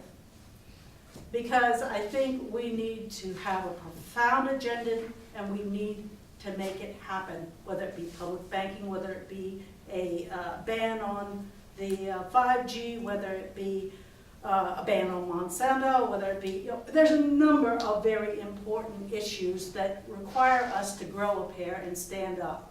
And one of the things that I think that we need to be thinking about is we have standing in these contracts. So the FCC and these telecom community people, Verizon and so forth, have created contracts that will affect us. And because they affect us, we have standing. So we need to step into that standing and say we are party to these contracts. And we need to begin to understand how to negotiate our way as whole, effective participants in the contract of government, in the contract of technology. We all have that right. We need to learn how to use that right rather than the pleading of victims. I'm just so done with that. So, So with a group of people, we put in a public notice in the 7 days today, and it's on page 15. At the bottom it says paid for by the Vermont Nonpartisan League. We are initiators of this, so I ask everybody to think if they have 3 or 4 people. We need in 30 towns across 7 counties, and then we will be a major party. We're a major party by 2020, and we get in, and one of the bills is to call for a moratorium. We will do that, and I think we have to. Thank you.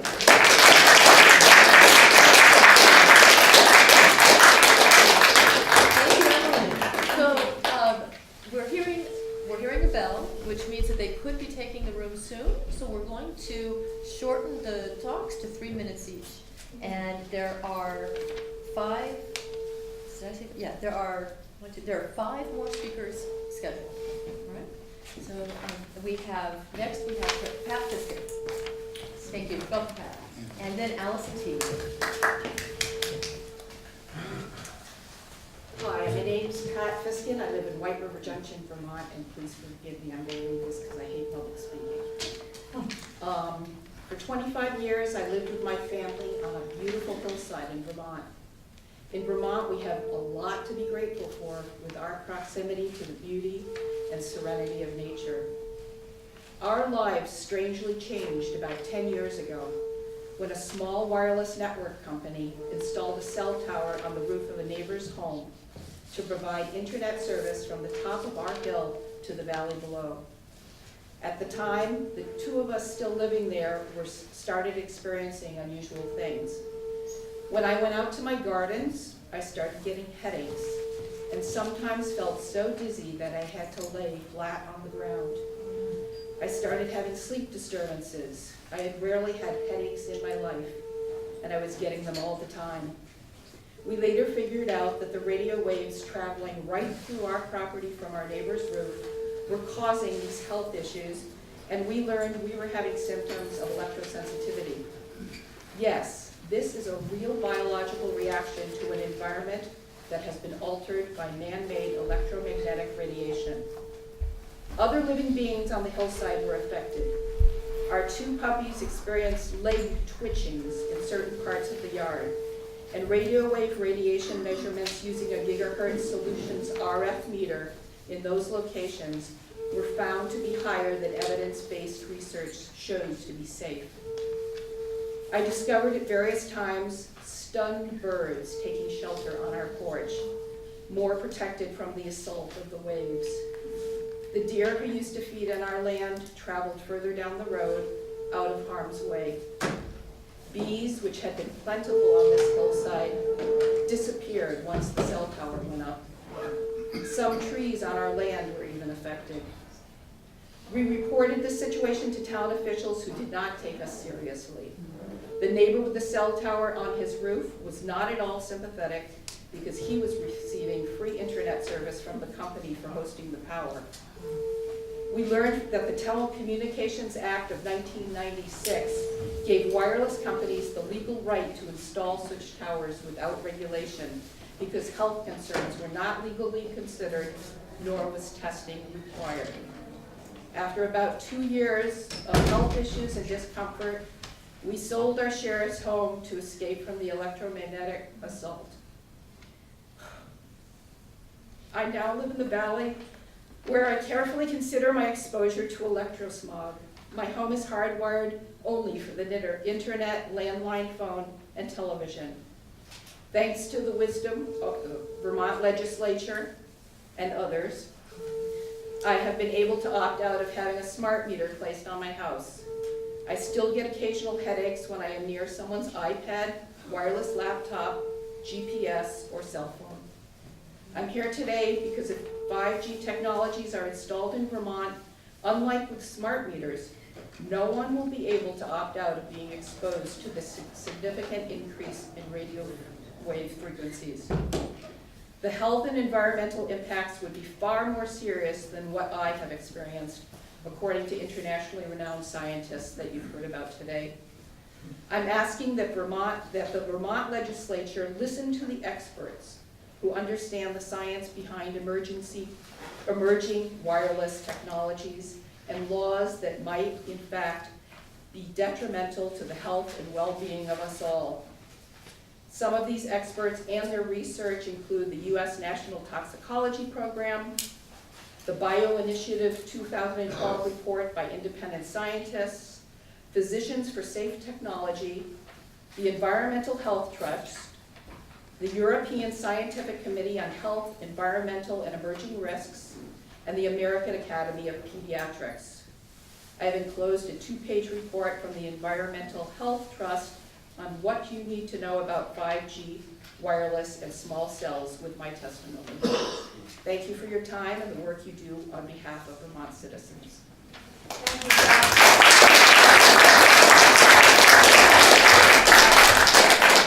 Allison, and then we'll have Michael Fannin. And I would also invite you to, if you're able to leave behind your written comments, and then they can be submitted for the public record. Or you can email them to us as well at emfsafetyforvermont@gmail.com. So Allison, thank you. Hi, my name is Allison Teague. I've lived in Vermont all my life except for 3.5 years before we moved here, and about 18 years where I lived on the West Coast and up in Alaska, where there is no Wi-Fi and there wasn't any television until 2000. And I say that because they were alternating stations to towers that were sending them out. So you never got, and there were 4 stations, so you never got constant programming. And being there, as soon as I got there and I drove up from Oregon to Alaska, I felt an immediate clarity of energy for my body. As a former elite ski racer in Vermont and a coach, I'm very attuned to my body. I've never polluted it, as it were. I've just taken care of it. So when I left in 2000 and I came back to Vermont, the first thing that I noticed was the pollution. As I drove across Canada and down into Vermont, there's a quality of light that changes with pollution. And with this, I also started feeling kind of, it's just was an energetic kind of excitation like this. And I didn't really think anything of it, though I just noticed the visual pollution. I got a job at DHMZ as a medical transcriptionist.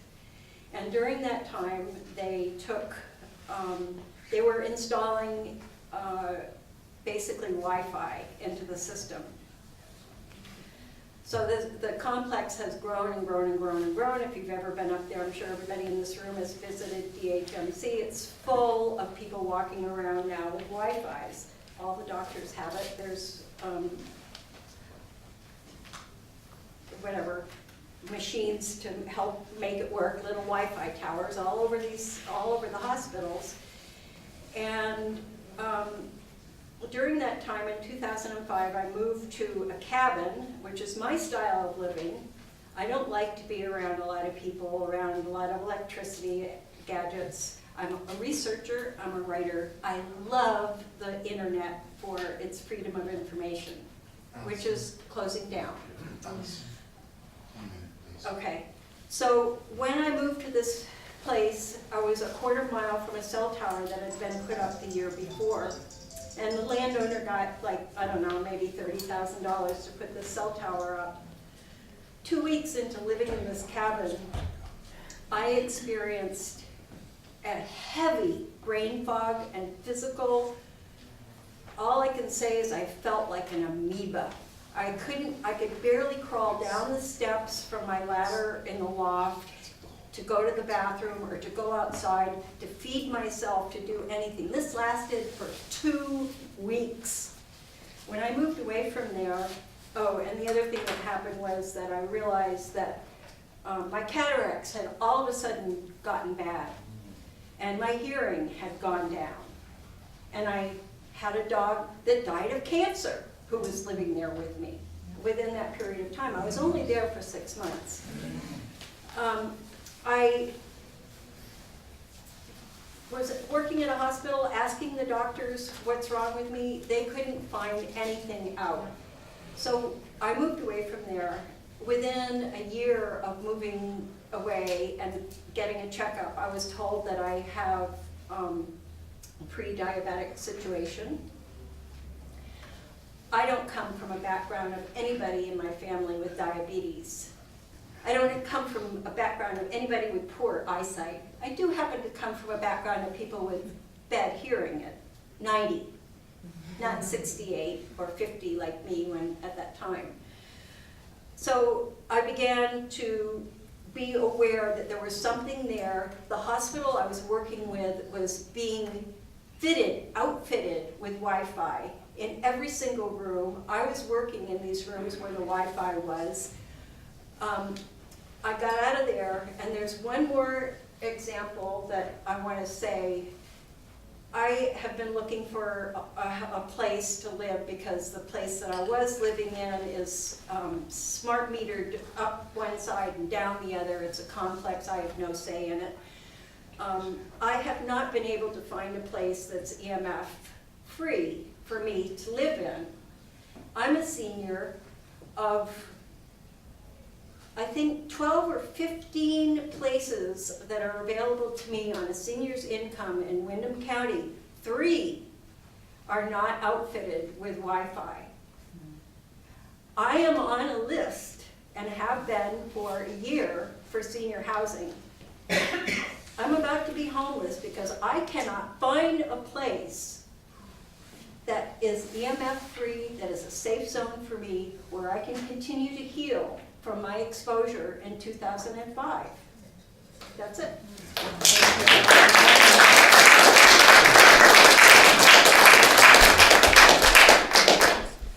Michael Fannin, please, and then Garrett Ryan, and then Doug Grant.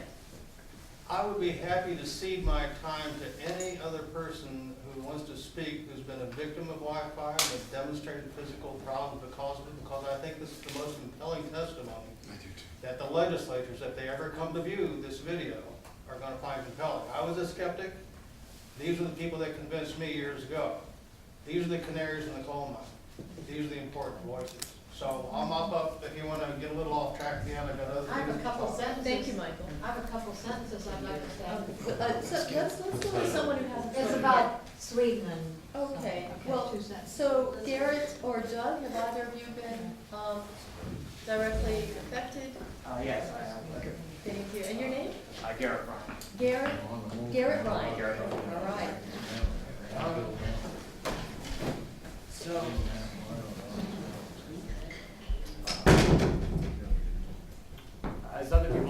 mentioned, I think pretty well, we're beyond the point of precaution. And I want to yank this very thoroughly out of the realm of precaution.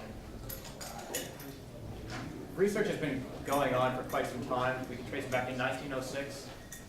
If you want more information on that, you can refer to Cook, 1980, early research on the biological effects of microwave radiation, 1940 and 1960. Goes into the funding structure, how interest has changed over time, and it does inform you a bit about how we got here. It is relevant. The weapon system people have been talking about, the crowd dispersal system is called active denial. If anybody wants to look into that more. The other thing I'd like to mention is, on millimeter waves in particular, this is a document, declassified CIA document from 1977, detailing Soviet work on the effect of millimeter waves, low-intensity millimeter waves on biological systems. And I don't have time to read the whole thing. I'll actually read the title if anybody wants to look it up later. 1977, Translation on USSR Science and Technology, Biomedical Sciences, Effects of Non-Ionizing Electromagnetic Radiation. And a quick summary, they find broad degenerative changes in organs, metabolic changes, changes in certain enzyme systems, which, of course, if you alter an enzyme system downstream, you're going to have other changes that are, it's going to compound, it's going to be, anyway. So the gist of it is they find demyelination of nerves, peripheral nerves. They find degenerative changes in the brain, particularly the dendritic spines that connect neurons. They find their arborization decreases, which is like stripping all the branches off a tree and just leaving the large limbs. And they find the ends of these dendrites become swollen and stumpy. And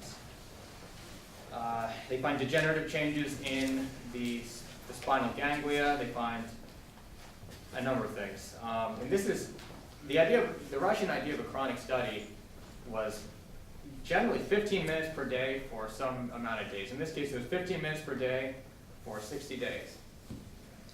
1 minute. So my story about wireless, I got a job doing inventory a few years ago, and you use a unit on your belt, Wi-Fi, and you have a Bluetooth scan on your finger. So the posture you're in, I had it near my thyroid the bulk of the time. It's either near your orbital or near your thyroid. That's your resting position.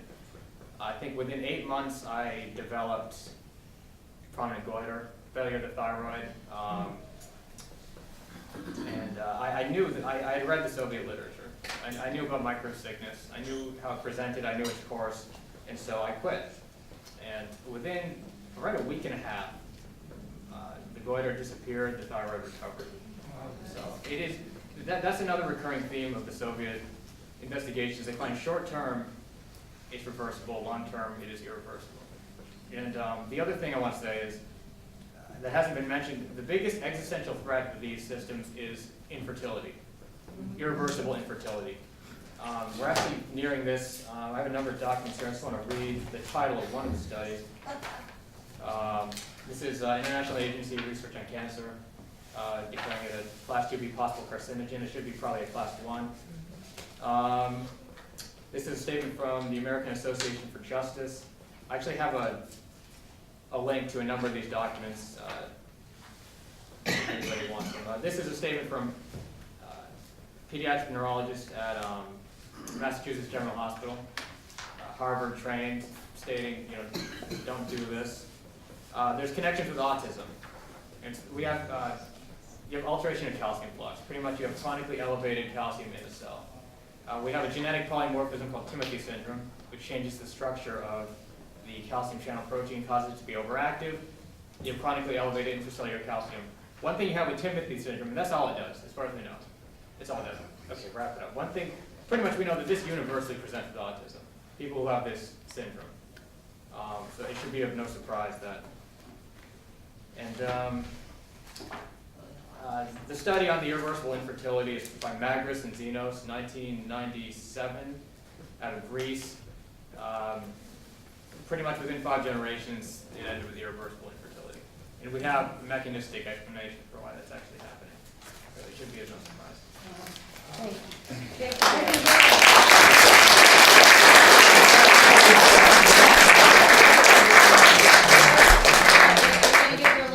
Yeah, if anybody wants to link to a number of documents, documents in a text file where I have all this indexed and a number of other papers indexed by author and date. Please send them to... Okay. Is it short? You can read it. It's a short URL. It's bit.ly/2 capital I, lower p, capital F, capital Y, capital N, capital W. Do you say it And now that is as a word? No, it's not phonetic. Okay. So, Gotcha. this will redirect you to a media file folder. I have a lot of these documents collected in one place. Thank you very All much. right.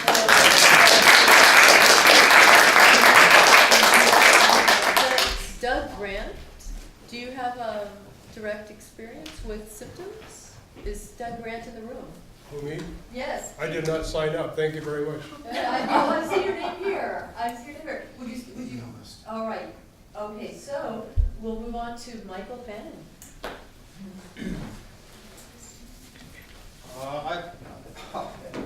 It just makes you want to run for your life. Okay, no, It makes you want to stand your ground and fight. Exactly. But I've been in the trenches trying to get the Wi-Fi out of the school for years. This has been an issue that I've been grappling with, but don't despair. I see more resistance now than I ever did 10 years ago to what's coming out. There is more awareness. Other countries, other parts of this country, the sightings that they're doing in communities now, that immediately they're getting pushback on it from the people there. So there's hope. Don't lose your hope. Michael, I wanted to let you know, we're about to start a campaign to remove wireless from the schools. Yes. Oh. Yes. I wanted to talk to you about that. Well, Annette wanted me to do a quick primer on what I experienced. Please. You know, this is the laboratory where we use our kids, our kids that don't have a voice in the as the guinea pigs for this technology. Now, I went to our school a couple times. The first hurdle you're going to have to cross is the skepticism of people who think that our government would never allow this sort of thing. That is a huge hurdle to get over. When you come into the meeting, bring evidence. There's a mountain of evidence that you can bring, and the latest national technology study is some of the best you can use right now. When they confront you, ask them for their evidence. The safety. That's it. That'll get you through the first meeting. Yeah. You won the day already. They don't have it. They don't have it. That's right. You need support from the parents. Yes. I didn't have one parent in that school support what I was doing. You have to get that behind you before you walk in the room. And the fundamental argument is that if studies show that there is even the possibility of harm, why are we using our children, your children, as the guinea pigs to determine the safety of Wi-Fi? And they'll come out with, all they have to do is hardwire. Gone. I've had school commissioners argue that, well, they'll be tripping over the wires, oh my gosh, this is greater hazards. It was just ignorance, you know? And you have an opportunity, even if you lose, you have an opportunity. If you can get the public into the meetings, you have an opportunity to educate them about what we're dealing with. Of course, they got the Wi-Fi at home. Their kids are exposed to it everywhere they go. But the kids there, the parents have a choice whether they're exposed to it or not. My grandson was not exposed to these things when he's in the 3rd grade now. No video games, no Wi-Fi, no computers, unless it was rigidly structured, hardwired information. And he's thriving. He's doing extremely well. He's learned during that developmental period how to use his imaginative brain. He'll be better prepared in the future to cope with whatever he has to cope with. And our children are going to have to cope with a lot. So don't despair. It's easy to do. And I especially want to thank the people that are coming here with symptoms. I'm so proud of you. This isn't probably a good environment to be in. So thanks so much, and let's just keep fighting the good fight. Thanks.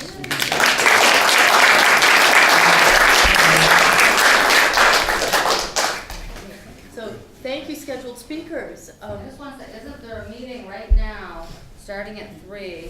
3:30. Oh, I called earlier and she said they changed it to 3. The, Faith Brown, the, committee assistant, because I was calling to get more information. It's about broadband deployment throughout Vermont. Deployment, now broadband, what does that This mean? is the You know? H513 bill that has And this. it passed the this House. course for the And 5G. it's that Senate Finance Two Committee. nays. Two nays. All the rest were yays. Really? Yeah, I mean, it passed the House. So this is for 5G, right? Well, this is broadband deployment, there's no mention of That's 5G. it, but- 5G is enhanced mobile broadband. If broadband is in the title of the act, Exactly. 5G is included, even if the act does not name 5G. So the bill is a Trojan horse. Exactly. And it's in, isn't it in committee right now? So It's in meeting right now? today, they're Right taking now. testimony in the So- Senate Finance Committee. There are 10 witnesses lined up for an hour, and including AARP, Vermont League of Cities and Towns, Stephen Whitaker, the advocate for telecom things. They're at the end of the list. If you want to see what the telecom industry lobbying industry looks like in Vermont, go around the corner. It's the last room at the end of the hall as you're leaving the Room building. six. Room 7, the Senate. Can we go in and say that we each need to testify, we need more, We will be extended more testimony? effective in this building if we're not interrupting, if we are not trying to disrupt. It is important to follow protocol in this building, and so I recommend contacting Faith Brown and the chair and asking for them to hold, I would say, at this point, I think we could do a public hearing on this issue. Yes. But at least ask for them to set aside time to testify on this particular section of the bill. It's section 19. And it's the section that is the directive to the Public Utility Commission to adopt Make Ready. And so this is the time for us to be heard, but it's getting late in the session, and they want to get, if they would change the bill to have it be only about fiber to the home, I think we would all be really happy about that, but that's not what's in this bill. So that's the ask, change the bill that be only about fiber. And remove section 19's directive to the PUC to adopt Make Ready by the end of the year. Now, there is a part of the pole attachment legislation that will assist in fiber optic. This is a very ironic situation because fiber optic is actually necessary as backhaul for 5G. Thank you, that's what I wanted to hear. So, but if we all want 5G to the premises, which I have at my home and those of us who live in Vito's. Fiber. If we want fiber to the home, we need to make them call it out clearly and remove that term broadband. Exactly. This is what's confusing. I have a quick question, there are only questions, not comments. If anyone knows the answer, please, I'd love to hear it, or I'll pass out my business card with my email. I'd love to get references. Question 1, is 5G in service today anywhere in Vermont? No, not that we know. Thank you. There's a confusion because the Wi-Fi can do a boost that says 5G, so you can see it's not the same as 5th generation. Right, that's right. So It's there's, 5 I don't know what it's. 5 gigahertz. Confusion. It's As 5G I understand LTE. it, you also need a 5G Right. phone. That's right. So And those have- the answer is not today. Not yet. Not today, that's right. Not yet, just not But the today. equipment, it looks like Second. the equipment might be being installed. Yeah. I live in Norwich, Vermont. My question is, can my select board legally stop installation of antennae? If we start seeing these antennae, No, they will say that there's all no of way that is that the preempted, select it's at the board Public Utility can Commission. stop it. They can weigh in on this rule update. Yeah. They can provide public comment. Yeah, I would, There's work to be done there. you can encourage your select board to take action. Last question, who should we be looking to, studies, current studies, for more evidence about health risk? Is there NIH, FCC? The bioinitiative.org, B-I-O, initiative.org is excellent, and the environmentalhealthttrust.org. Thanks, guys. I'll point out that there is a sort of a game that was played by the tobacco industry, which by the time that they were getting to the point where the gig was up, Their talking point was we need more studies. We are at the point where we don't need more studies. Well, We got plenty of The studies. public is gonna want studies. They need to We have- read we the have studies. studies. Studies are there. I know there's lots, but it has to rise to It a has. higher level. Thousands is not enough. This is evidence-based research that is independent Yeah, worldwide, and it's been validated over and over again, And the corroborated, it's FTC repeatable. and the FCC and When they say there are are no dropping the studies, ball major. when they say there are no studies, this is what they are saying. They're lying. They are saying the FCC has done no studies. That's The all, industry they're has only done no referring to studies. themselves, they're not referring to the rest of the world. And on the point of law, I think that we really do need to challenge the constitutionality. If you look at our Article 1, it says we have an unalienable, I like unalienable because you can't put a lien against it, but unalienable right to safety and to maintain happiness. This is our contract with government. So I do not accept that we do not have standards. I agree with you. There's a lot of laws that are being violated, like I wanted to just quote Dr. Andrew Goldsmith, EMF biologist, said, quote, "To carry out compulsory mass exposure to pulsed microwave radiation without the fully informed consent of the people affected is in contravention of the Nuremberg Code. We have the extreme law of the land, the UN rights of the child, and the rights of nature." That's just to name a few.